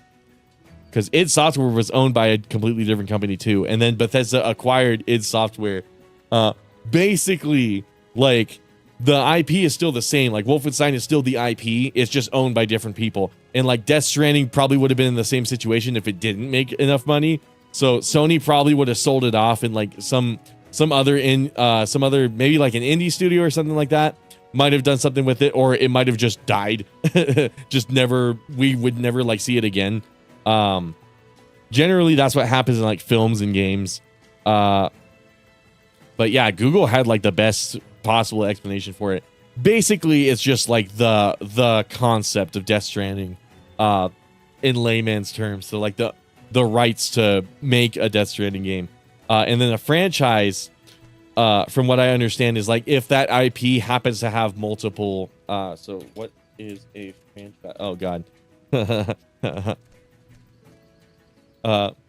Basically, it's if that IP happens to work under, happens to like consistently produce money.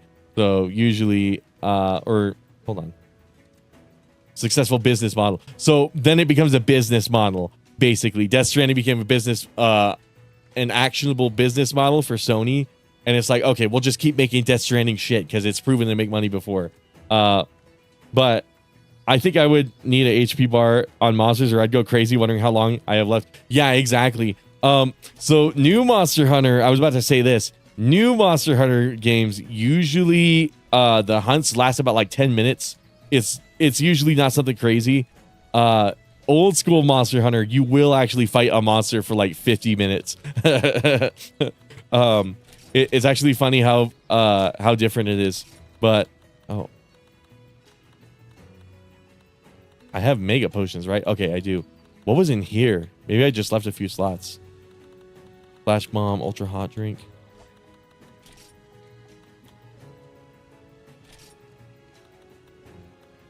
Oh no, what was in there? Oh, it was the armor flute. Okay. So yeah, old school Monster Hunter, like you had to sit there and just keep attacking it until it died. that's kind of why I like the newer games. What did I do on the Hunter Navi? Okay, I don't know what the fuck's going on there. Last game I played that I love this much was Zelda franchise back in 1995. Oh yeah, like Ocarina of Time and stuff like that. I love Death Stranding, so excited to see its future. Me too. I also feel the same way about Stellar Blade. I'm glad Stellar Blade like had a proper chance considering what it is. Because a game like Stellar Blade you think would never come out nowadays. It seems more and more likely the more modern games you play, like the more likely it seems that a game like Stellar Blade would be fucking impossible. Anything with any semblance of like mechanical depth, and then also like you have like the whole backlash it got when it first came out with like the whole like objectification of women, which was funny because Eve was not an unrealistic depiction of a woman because it was based on the main guy's wife, so really funny. But anyways, you'd think like a game like that would be so controversial it just would not be possible. But thankfully thankfully not only did it ended up working out, but oh shit. Okay, I don't know if Gojo posted a quest. Not only did it end up working out, but thankfully it's working out enough to be sustainable for like Shift Up to continue making money from it. This stream has been such a mind fuck. Oh fuck. Anyways, I was gonna talk about something else. Shit. But yeah, there's a lot of good stuff coming in the future, which I'm happy about. Wilds is unfortunately not one of those things. I started the stream ranting about that. I'm not gonna rant again, but it is kind of unfortunate. You know, I like old school Monster Hunter. I love it to death. I wouldn't say I love it more than the new games, but then again, Wilds is kind of such a weird, bizarre situation to where it's like I'm kind of going back and I'm playing Frontier. And I want to go back and like finish World, like actually like finish World. Not finish it as in like, you know, beat Fatalis and stuff like that. I mean like finish it as in like 100% it. The same way I did with Wilds. And then I know I'm ready.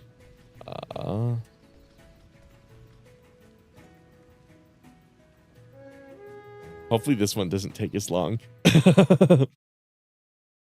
Holy shit. I think it is the same quest, but like maybe if I lock in, I can make it happen faster. I also didn't use the Hawk Potion immediately like I should have.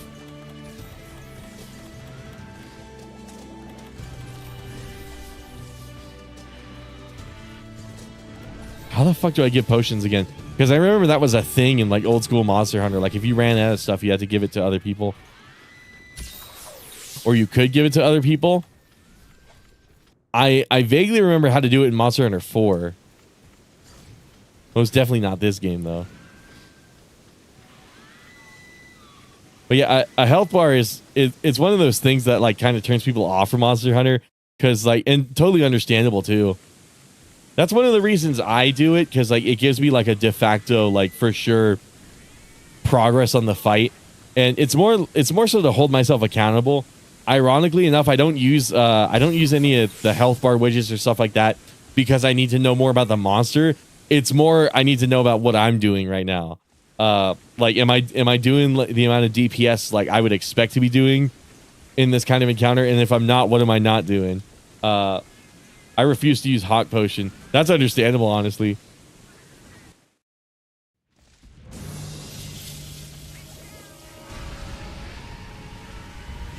Oh, okay, this guy.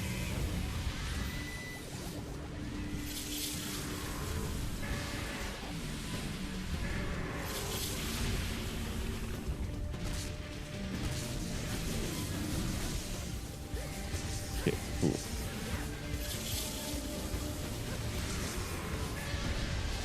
Frontier has so many monsters that like we're probably never going to see them ever again. Weird guys like this guy.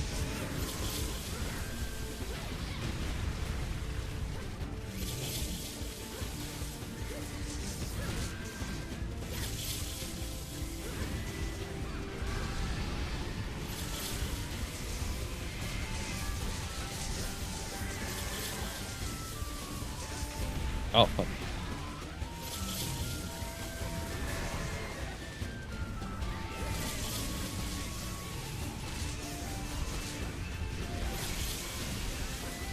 Oh, it's using the music from that's funny. Was that just for this area?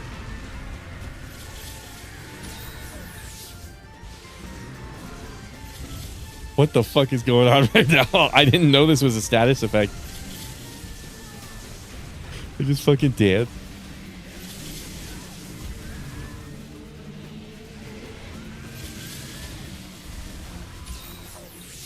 That was a bad idea. Okay, hold on.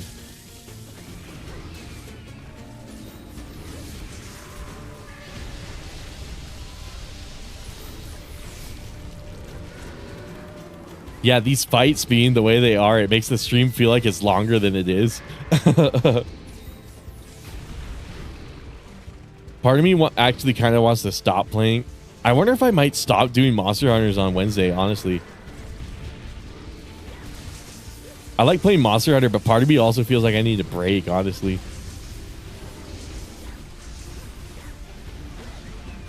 Okay, where's he gonna come out?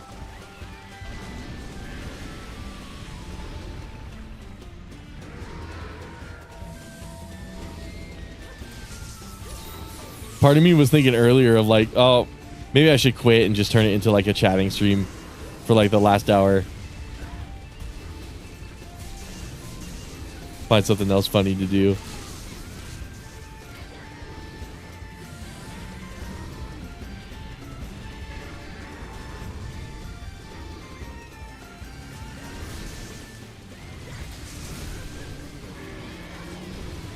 Cool, staggered it.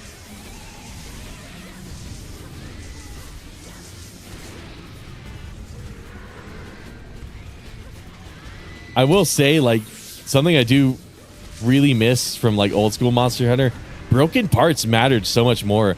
Like if you broke a monster's wing or like its arm or something like that, it was like a bigger deal. And like new Monster Hunter, it just basically means you do more damage there. I can see parts of this game I would absolutely love. Really gives you the feel that these are monsters with habits and diets. And the nice thing is, like, the new Monster Hunter games, the newer ones, have greatly expanded on that, especially World. Honestly, it's so funny that, like, looking back, you'd think Wilds would be a lot better than World in like the ecological angle, but ironically enough, it kind of seems like it lost a little bit of that, which was another disappointing part of that game. So like I've been going back to World and being all like, well, the monsters feel so much more alive in that game because you can follow them around and see what their daily schedule is and stuff like that. And you can do that in Wilds, but it's not anywhere near as interesting. And to some degree, you can do that in Rise, but it's also the same thing of like, it's not as interesting. They don't feel anywhere near as alive as they do in World. So honestly, if you did want to play like Monster Hunter, I would probably start with World. The nice thing is it's also not exclusive to PS5. Like you can play it on a wider variety of consoles. Like if you have a PS4, like you can play it pretty easily on that. There's even like exclusive content for it on the PS4. I don't know. It kind of makes it feel bad that like Wilds did as much as did as well as it did, like financially for Capcom, because you know so many of those people bought the game because they were expecting it to be like World, and then like it just wasn't, and it's like, well, shit. It's a good game, really good game, but you think it would like expand and improve on what World did instead of like, you know, being the way that it is, where it's like laggy and buggy and too easy.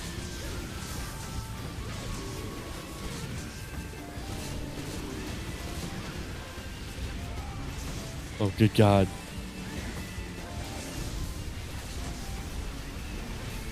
I was planning to play Okami tomorrow, but then like my dad called me up and I'm like, well, I haven't talked to him in a very long time, so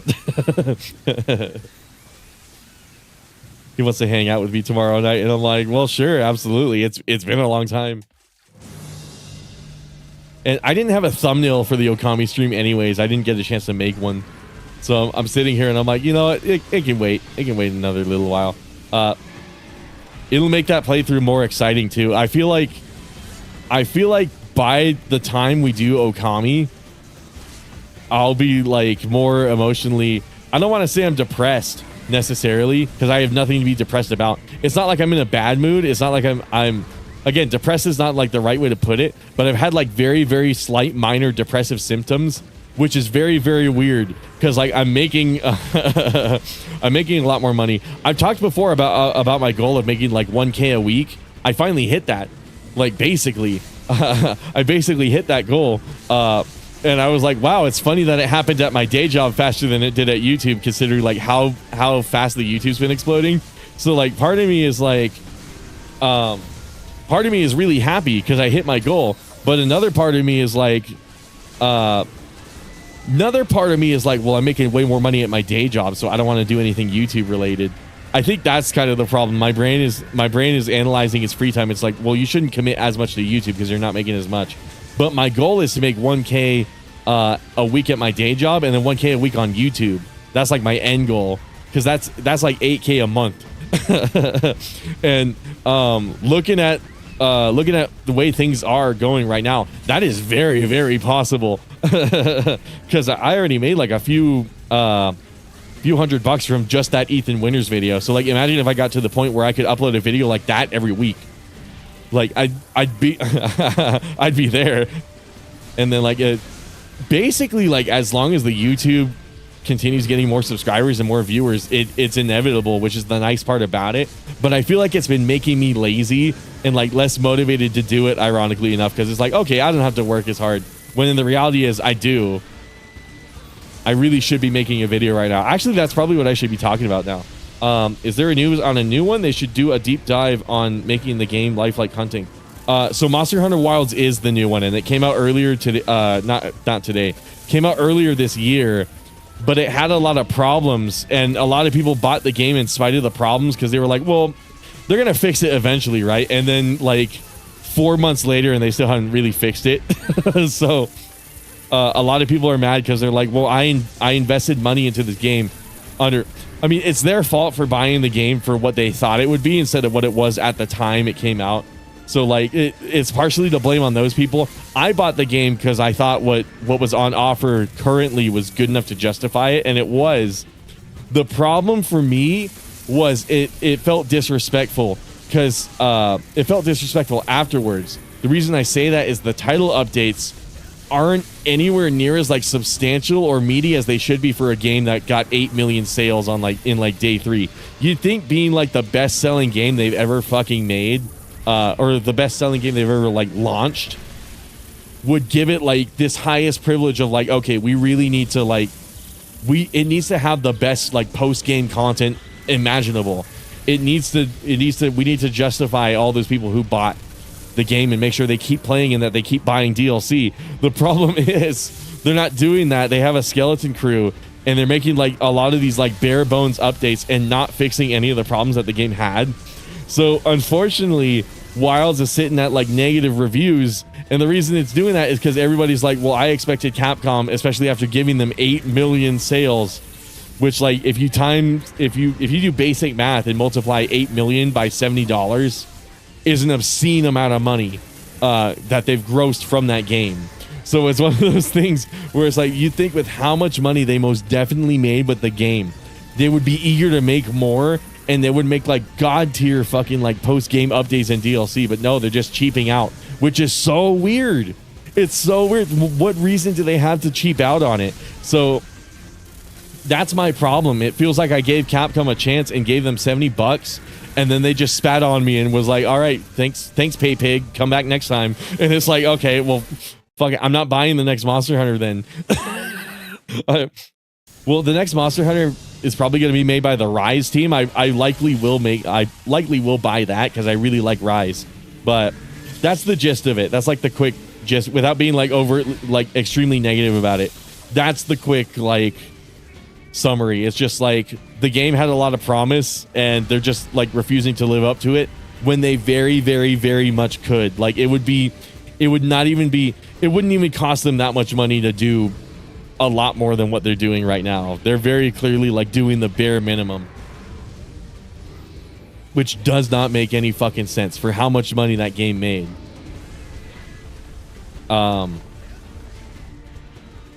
But yeah, if you want like a game that makes the monsters feel lifelike, I should have answered that question first. If you want a game that makes them feel lifelike, you shouldn't play Wilds, you should play World, which is really funny. World is kind of starting to cannibalize Wilds because everybody's going back to that game. And the nice thing is that game's not being updated anymore. So like the newest strats and like meta and tech, which is really good for that game, it's still going to apply. You don't have to worry about it becoming outdated. You can learn a combo for longsword and confidently use it till the end of time, because it's not going to get changed or nerfed or buffed or anything like that. You can play the exact same way that you want to play the game and not have to worry about them balancing it out, which is really nice. That's something I realized with Wilds compared to World. When they nerfed that longsword combo, I mean, I was simultaneously really happy they did it, but also really pissed that they did it, because it's like, well, all that time I spent adjusting to doing that combo, like all that muscle memory, now it's wasted and I got to learn a new thing. So it makes the game less boring to do that, but it's also like, now it's a chore. Now it's like, okay, well now I'd rather, all the time I spend fighting monsters, I got to spend it in like the training room, like making sure I get these combos down. So I don't know. It's a divisive game for sure. I'm trying not to be too overtly negative, because I was earlier this stream when I talked about Wilds. But World, on the other hand, is the polar opposite. That game was made not so expensively, but it made them so much money, and as a result, they really, really fucking like expanded on that game a lot. The post like base game updates weren't the greatest, but Iceborne is where it was at. If you get Worlds, you should absolutely get the Iceborne update. Not the update, the DLC, because it's like an entire overhaul for that game. It made it an entirely different game in like the best way possible. It added a bunch of mechanics, bunch of new like monsters that people really wanted. It was like the ultimate DLC. It was everything like you would expect from like a game that just miraculously made a shitload of money.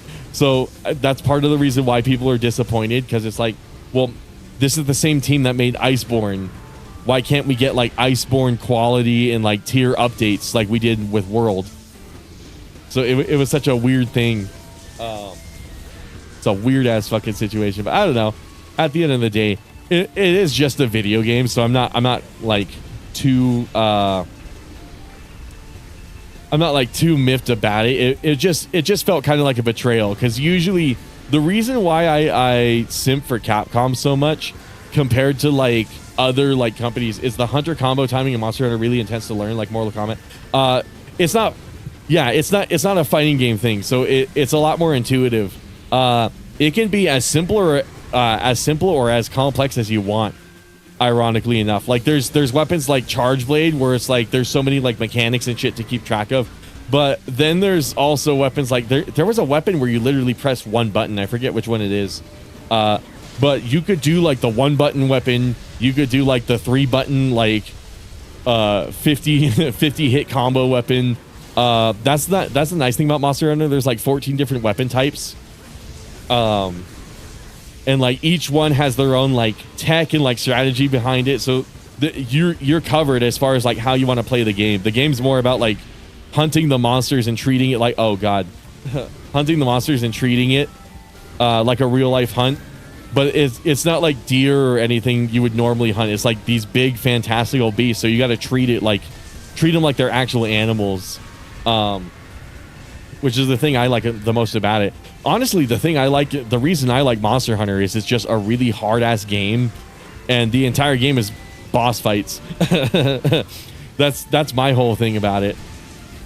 I like the ecology and like animal part of it too, but for the most part, the game, when you boil it down, it is just like a lifetime supply of boss fights.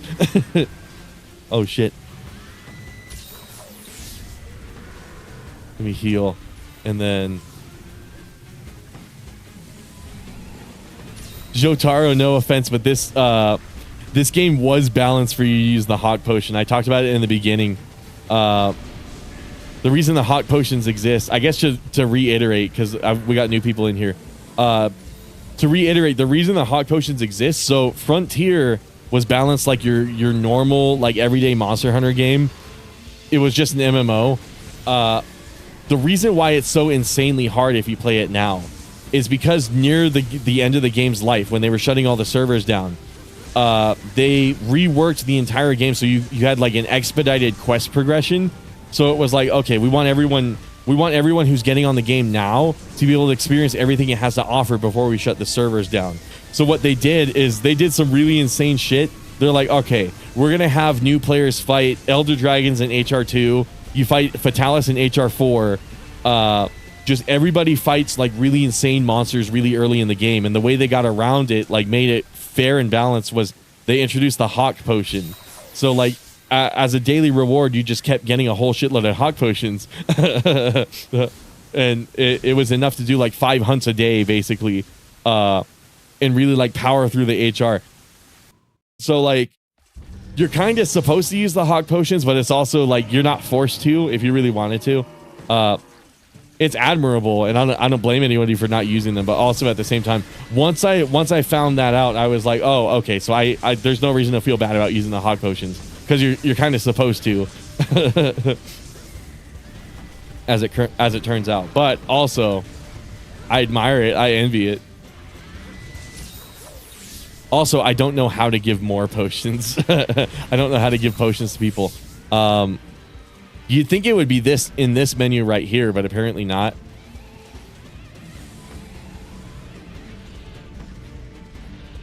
But yeah, it's not like fighting games. It's not fighting game complicated, which is really nice. It's actually really intuitive to play these games. The difficulty is more the fact that like every encounter you fight is a boss fight. There's no such thing as like a regular enemy in Monster Hunter. And honestly, Wilds is so baby easy, to the point where like I wouldn't even say like the difficulty is a thing anymore. World, I would maybe say it, but I don't know. They've been making these games like so much insanely easier over the years that like the selling point of the games being really hard, I feel like isn't even true anymore. It was the selling point when I was getting into it, but oh shit.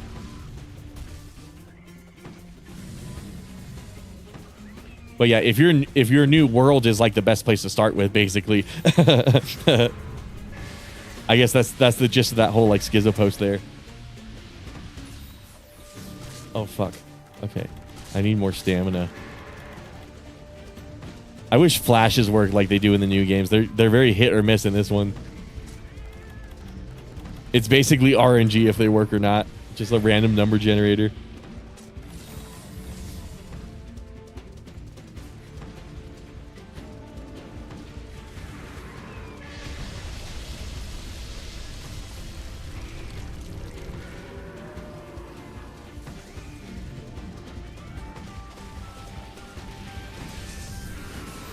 Oh my god, I should really sharpen. I figured I was forgetting something. It's been so long since I played like Monster Hunter in general. I forget you should sharpen every now and then. I think this has green sharpness, doesn't it? Oh, it has white.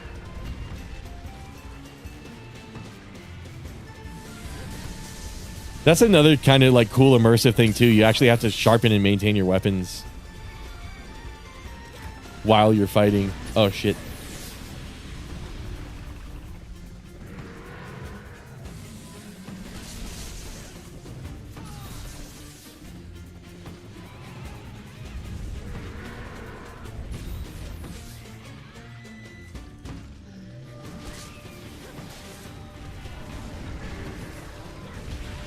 Fuck, I was hoping I'd be out of that range.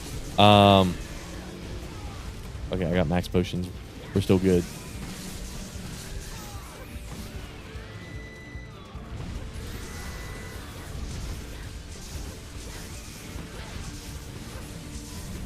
Oh my god, yeah, I forgot I was going to talk about what my next video is. So I was writing a new video, basically. I have several new videos written. It's less than I don't have any ideas, and it's more like the process of writing it can get cumbersome because I want to make sure it's good. Anyways, but I given like Stellar Blade recently came out, and like modding video games is kind of like a semi-regular thing I do on the channel. I was like, okay, let's make a modding video. just an old school modding video. I haven't done that in a little while. And so the next video is kind of similar to that Lily Gao one, where it's like, all right, this is something that's going down. Here's what's happening. Here's my take on it. It's the whole like Nexus mods thing, because it's kind of fascinating, really. Nexus mods had to change. I should go about explaining this. So the way I have it written in the video is like I have a brief history on what Nexus mods is. Basically, it's the freedom of speech like modding website, and the reason Nexus exists is because it was like a nice way to consolidate all of these different modding websites. So if you wanted to mod Minecraft, you went to the Minecraft forums. But if you played Gary's mod, you'd have to use like the Steam Workshop and then like a bunch of other like third-party different sites and shit to keep track of. So Nexus was like a nice, concise platform to it was nice to have like a dedicated modding site. But the other nice thing about Nexus is then mods started hitting console, and like the first major instance of it was Fallout 4. And it was really cool that like Fallout 4 had mods, but because it was overseen by Bethesda, there were a lot of rules with it, and it was really weird. Some of those rules included like you couldn't do anything too gory, you couldn't do anything related to sex, you couldn't do anything that allowed access to DLC content and stuff like that, of course, or even like replace it entirely. So it had all these rules that were kind of dumb, because Fallout 4 is a rated M game, so it doesn't make any sense that like you can't do any like gore mods, which was like, that was kind of weird because like the game has gore built into it. That was like my biggest weird problem with it. And then like the sex I can kind of understand, but kind of not, because once again it's rated M and the characters talk about like sex all the time. So like a mod that, I'm not talking like mods that necessarily implemented it, because like the game technically has that too. But it was weird that like there's no such thing as nudity in the Fallout games, because like it has everything but. So it was like another thing where like people would make nude mods for the game, and it would be a fitting game to make something like that for. But Bethesda would always take those down because they wanted to have a family-friendly environment in fucking Fallout of all games. I really don't understand what's going on there. But that was like, that gave Nexus like a new identity, because you could put whatever you wanted on Nexus. You could host whatever mods you wanted on Nexus for the most part, as long as it wasn't like inherently illegal. you could host it on that site. So Nexus became like sort of like the freedom of speech, like anti-censorship website for like hosting game mods, because like you could put anything on there. I really mean anything. Like oh yeah, you couldn't do anything political in like the Bethesda modding platform either. So like at the time, like there was the 2016 election, so you couldn't have mods that like depicted Donald Trump or Hillary Clinton or anything like that. You couldn't necessarily do that on Bethesda.net, but you could on Nexus. So a lot of people at that time were making mods as like a political statement. It's like, I don't like Donald Trump, so here's a mod making fun of him, something like that. Bethesda did not allow anything like that, but Nexus did. So it was it was kind of like a freedom.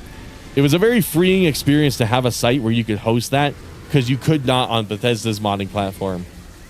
So it kind of garnered that reputation, because other games would do similar things. Then modding came to like other games with a dedicated modding platform, and it's like, okay, well, these are our rules, these are our terms, you can't have any of this. And again, it was weird because it would always be games for adults. not adult games, but like rated M games, so like games for a mature audience. But you couldn't have mature mods. So Nexus basically built its entire like platform and its business model on that. But what ended up happening is now there's a new law in Europe going on right now, where if you want to see adult mods or like mature mods, you have to send a picture of your ID for them to forward to the European, for them to double check with the European government and be all like, okay, yeah, this person is the age that they say they are, so they should be allowed to see these mods. The idea behind this, and this is why I don't think it's a bad idea, the whole concept behind requiring an ID is so that like children using the site aren't exposed to adult material, which is why I'm a really huge fan of it. Because if you know, I wasn't expecting the dance. If you've watched my channel for a long time, you know I don't like it when kids are watching me. I get very like weird about that because like I don't want them being exposed to my YouTube channel. I do all sorts of like mature adult stuff that's not appropriate for them. So and I would implement age restrictions on all of my stuff. The problem is age restricting a video on YouTube literally kills all your viewership. I get 99% of all my views from getting suggestions on the homepage or alongside another video. If you age restrict, YouTube cuts that functionality out of your video. The only way you'll ever find it is if you intentionally search for it in the search bar. So it's a catch-22. I don't want kids seeing my video, but if I take that sort of action, then nobody sees my videos. And it's like I can't make any money doing that. And as much as I want to, as much fun and like creativity benefit I get out of making videos, at the end of the day, I do also, it doesn't make any sense to do unless I'm also making money while I'm doing it. So that's why I'm liking these laws, and I'm kind of hoping they come here to the US. Because in all honesty, I'm kind of hoping they come here to the US because it would be a nice way to segregate the audience that I don't want watching my videos from the audience that I do want watching my videos. It would keep them from doing that. But understandably, people don't want that because, ew, I got to send my ID to a company. That's something I've never been asked for before. You know what I mean? You know, the most you ever give is your social security number. So like giving your whole ass ID is really weird.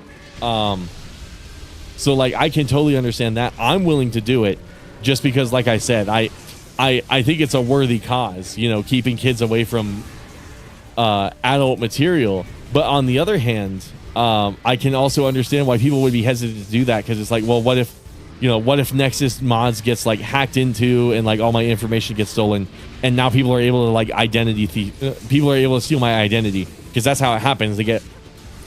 Somebody gets a hold of your ID, and then once your identity gets stolen, it's a whole fucking process. There was actually a time I thought my identity was stolen, and I was looking into how to prevent it and like how to stop it from happening.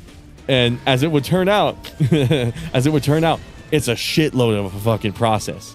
Like, we're talking, it completely destroys your credit, completely destroys like anything you have going on for you, like related to your ID. I mean, not your ID, but your identity. So anything in life that you do that has anything to do with your identity, unfortunately, you basically have to start life from scratch.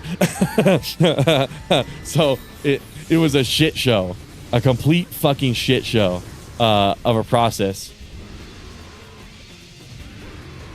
So I totally 1000% understand why people would be hesitant, because it's just begging to help out the motherfuckers who like steal your identity and like try to run a fast one on you.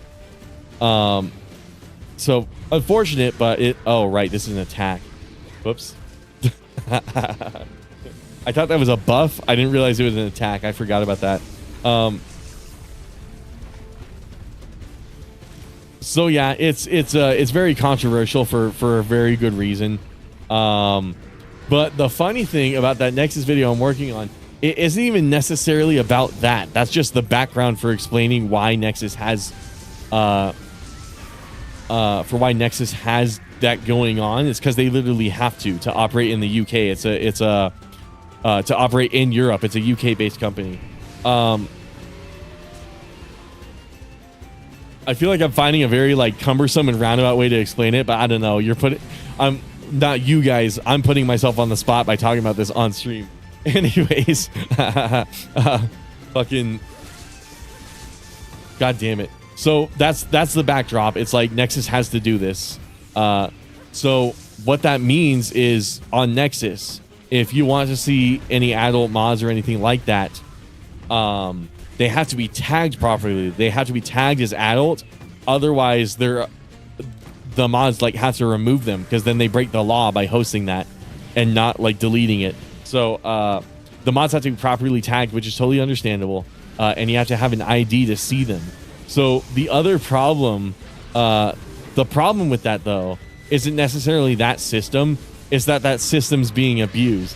So for example, there are mods for particularly for Stellar Blade, which I find really interesting because like I haven't seen it for any other game. There are mods for Stellar Blade that are getting removed randomly that are tagged as adult. And what's interesting is like they're in all theory, they don't break the new rules. They're not illegal to be hosted on there. They're just getting deleted. So what's happening is Nexus has these new rules that give them the power to delete like more things than they normally would.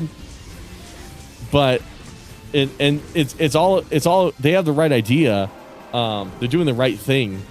It's just unfortunately there's some sort of like moderator or something on Nexus, or even like a group of moderators who are abusing that. Fuck, I really don't have a good way to sum it up.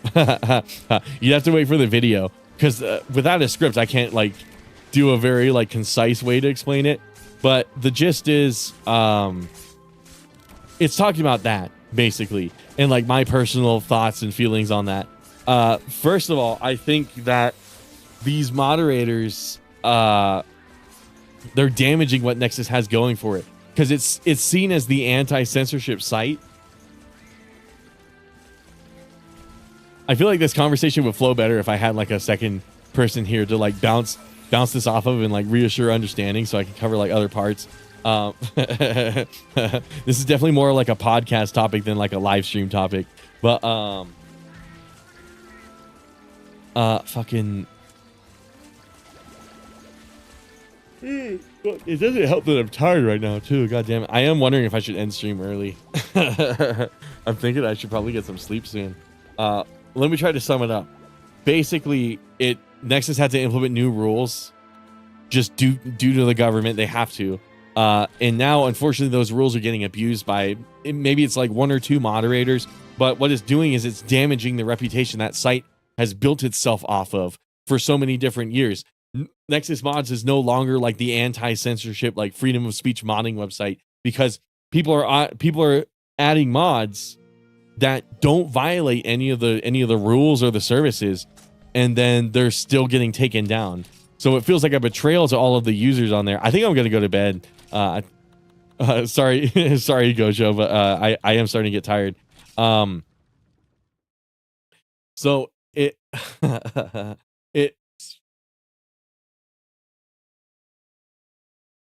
So like I understand where every single party is coming from. Unlike the Lily Gao situation where it was very much she was being just a massive cunt for literally no reason. This situation, it's very complicated. But basically, well, I guess the massive cunt in this situation is whoever's moderating Nexus, because they're removing mods that don't violate anything. They're not against the rules. One of the examples I have in the video is, ironically, it's a BDSM mod, but that's perfectly fine on Nexus. You can upload that. So what's funny is like I noticed it like randomly disappeared, and it was literally while I was checking. Good night, thank you so much, dude. Thank all of you for stopping by the way. I noticed it randomly disappeared while I was checking out the rest of the mods on the site, and I'm like, huh, that's weird, where did that mod go? So I did some digging and I saw the error message for it, and it's like, oh, this mod was removed by a moderator, and that like shook me. Thanks for the hunt. No worries, dude. That like shook me seeing that, because that's the first time I'd ever seen that in the history of using that website. For context, I'd been using Nexus for like a decade. So usually when a mod gets taken down, it's because the mod author takes it down, or because like it's being hosted on like a different site. They're trying to move it to a different site for whatever reason. Usually like Patreon or something like that, because they want to monetize it. So unfortunately, what ends up happening is like, now you're damaging the trust of your user base who's been using it for the last 10 years. And the reason they've been using it no longer applies just because of one or two really shitty moderators that are just deleting shit. And I think it's weird that it's happening only to Stellar Blade, because it's gotten me thinking that it's politically motivated. Like there's some sort of agenda behind it. Like I saw another mod get deleted from Stellar Blade. Actually, it was just a bikini mod, and it was funny because like the whole point of the bikini mod was to replace the ugly ass bikinis that are already in the game. It's not like they're adding like nudity or anything that isn't already present in the game. It's just the outfits in Stellar Blade. Some of them are really fucking hideous. So the whole point of the mod was replacing it for something that wasn't ugly. But again, part of why I think it's like politically motivated by some really like neckbeardy moderator or something like that. They're probably targeting Stellar Blade because Stellar Blade is like the anti-woke game right now. It's against like what all of the woke media. The woke media does not like Stellar Blade, to be clear, because they don't like that a game with a sexy lady and a sword and like blood everywhere is popular. They want you to think like the best game to be playing right now is the game that like is shoveling you a bunch of fucking bullshit, basically. I don't want to get into specifics because like, you know, I lean a little further on the right, I'm gonna be honest, as far as like politically, but it's not like I disagree with everything the left is doing. That being said, all of the radical leftisms, I don't mind like the whole gender thing, but the very, very extreme parts of it, that's being like brought up by some of the games that like these media outlets are promoting, I'm not a big fan of it. I think it's fucking stupid. I think it's stupid. Those games appeal to nobody. If you want an example, like games like fucking like the Saints Row reboot or like Dustborn, the games nobody's fucking playing because they're shitty ass games that have like a message that nobody gives a shit about because nobody actually thinks that. You know what I mean? Well, maybe you don't, but just wait for the video. Honestly, just wait for the fucking video. That's the only right way I can. That's the only way I can do this topic justice, with like a script in front of me that I can like check over and over and over again. Make sure nothing's getting like obfuscated, or make sure everything's like being represented the way that it is. But yeah, it's basically like a couple neckbeards are ruining a whole modding website, and it sucks. It really sucks. It shouldn't be that way, but it's that's what's happening right now. So I wanted to make a video about it and be all like, hey, this is what's going on with Nexus right now. I'm pretty sure. Because I've seen a bunch of anti-Nexus rhetoric that's like, oh, Nexus has turned woke. They're not anti-censorship anymore. And it's like, well, they still are. It's just they're struggling with that because they implemented a new rule. And unfortunately, the new rule that they had to implement, they were legally obligated to do so, has a loophole, which kind of explains why that rule wasn't there to begin with. in a funny roundabout way, Nexus had to go against something that it didn't want to do for years and years and years. It was legally forced to do it, and then now we're seeing the repercussions of why it didn't want to do it in the first place. So very unfortunate situation, but I don't know. I guess we'll see where it goes. The stream is basically like 2 hours and a half. Which I wasn't expecting, but I'm glad. I was worried by ending it early, like I'd be ending it too early, but it's only like 30 minutes shorter. But yeah, is anyone even still here? Honestly, with how cumbersome that whole thing was, like I wouldn't blame anybody for leaving. Yeah. So I don't know. Interesting stream, I guess. But yeah, I might stop playing Monster Hunter oh god, I might stop playing Monster Hunter Wednesday. I'm kind of Monster Hunter out, so I don't know what I want to play on some other like Capcom series, right? Let's just go through. Let's just go through it. Let's see. So let's go to the store page. All right, Capcom. What's like an obscure, maybe Onimusha? Maybe we stream Onimusha on Wednesdays. I just want to give Monster Hunter a break because I'm getting Monster Hunter out, dude. Dead Rising. Oh my god, maybe we should play Dead Rising.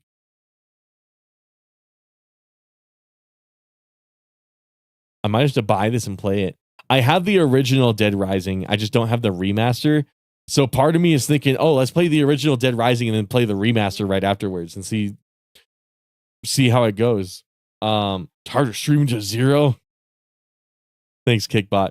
Yeah, I think I'm gonna call it. But anyways, I am really looking forward to streaming Stellar Blade. And ironically, it's not even for the ass and titties. It's because it's an actually good game, which is like the biggest surprise. Because I was so sure it was just going to be a Gooner game, and I mean, it is a Gooner game, but it's a lot more than a Gooner game.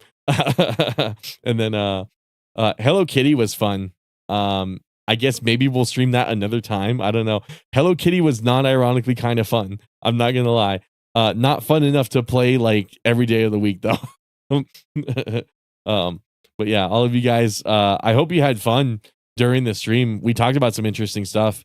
Got like a peek at what I'm working on. Again, take everything I said during the stream with a grain of salt, because I'm on the spot and there's no fucking way I did this topic justice. The whole Nexus thing. But that's like generally the next video. And then I do have like a DMC5 related video in the works. So like DMC at some point will happen. DMC, I think I have an RE video already in the works again. I forget. I have to scroll through my list of like scripts that I'm writing. there's like 5,000 of them. 5,000 scripts that I'm writing right now. It's a matter of like picking the good one out of the bunch and then like finishing that. That's kind of the main issue. But whatever. All of you guys have a good one though. Peace out, guys.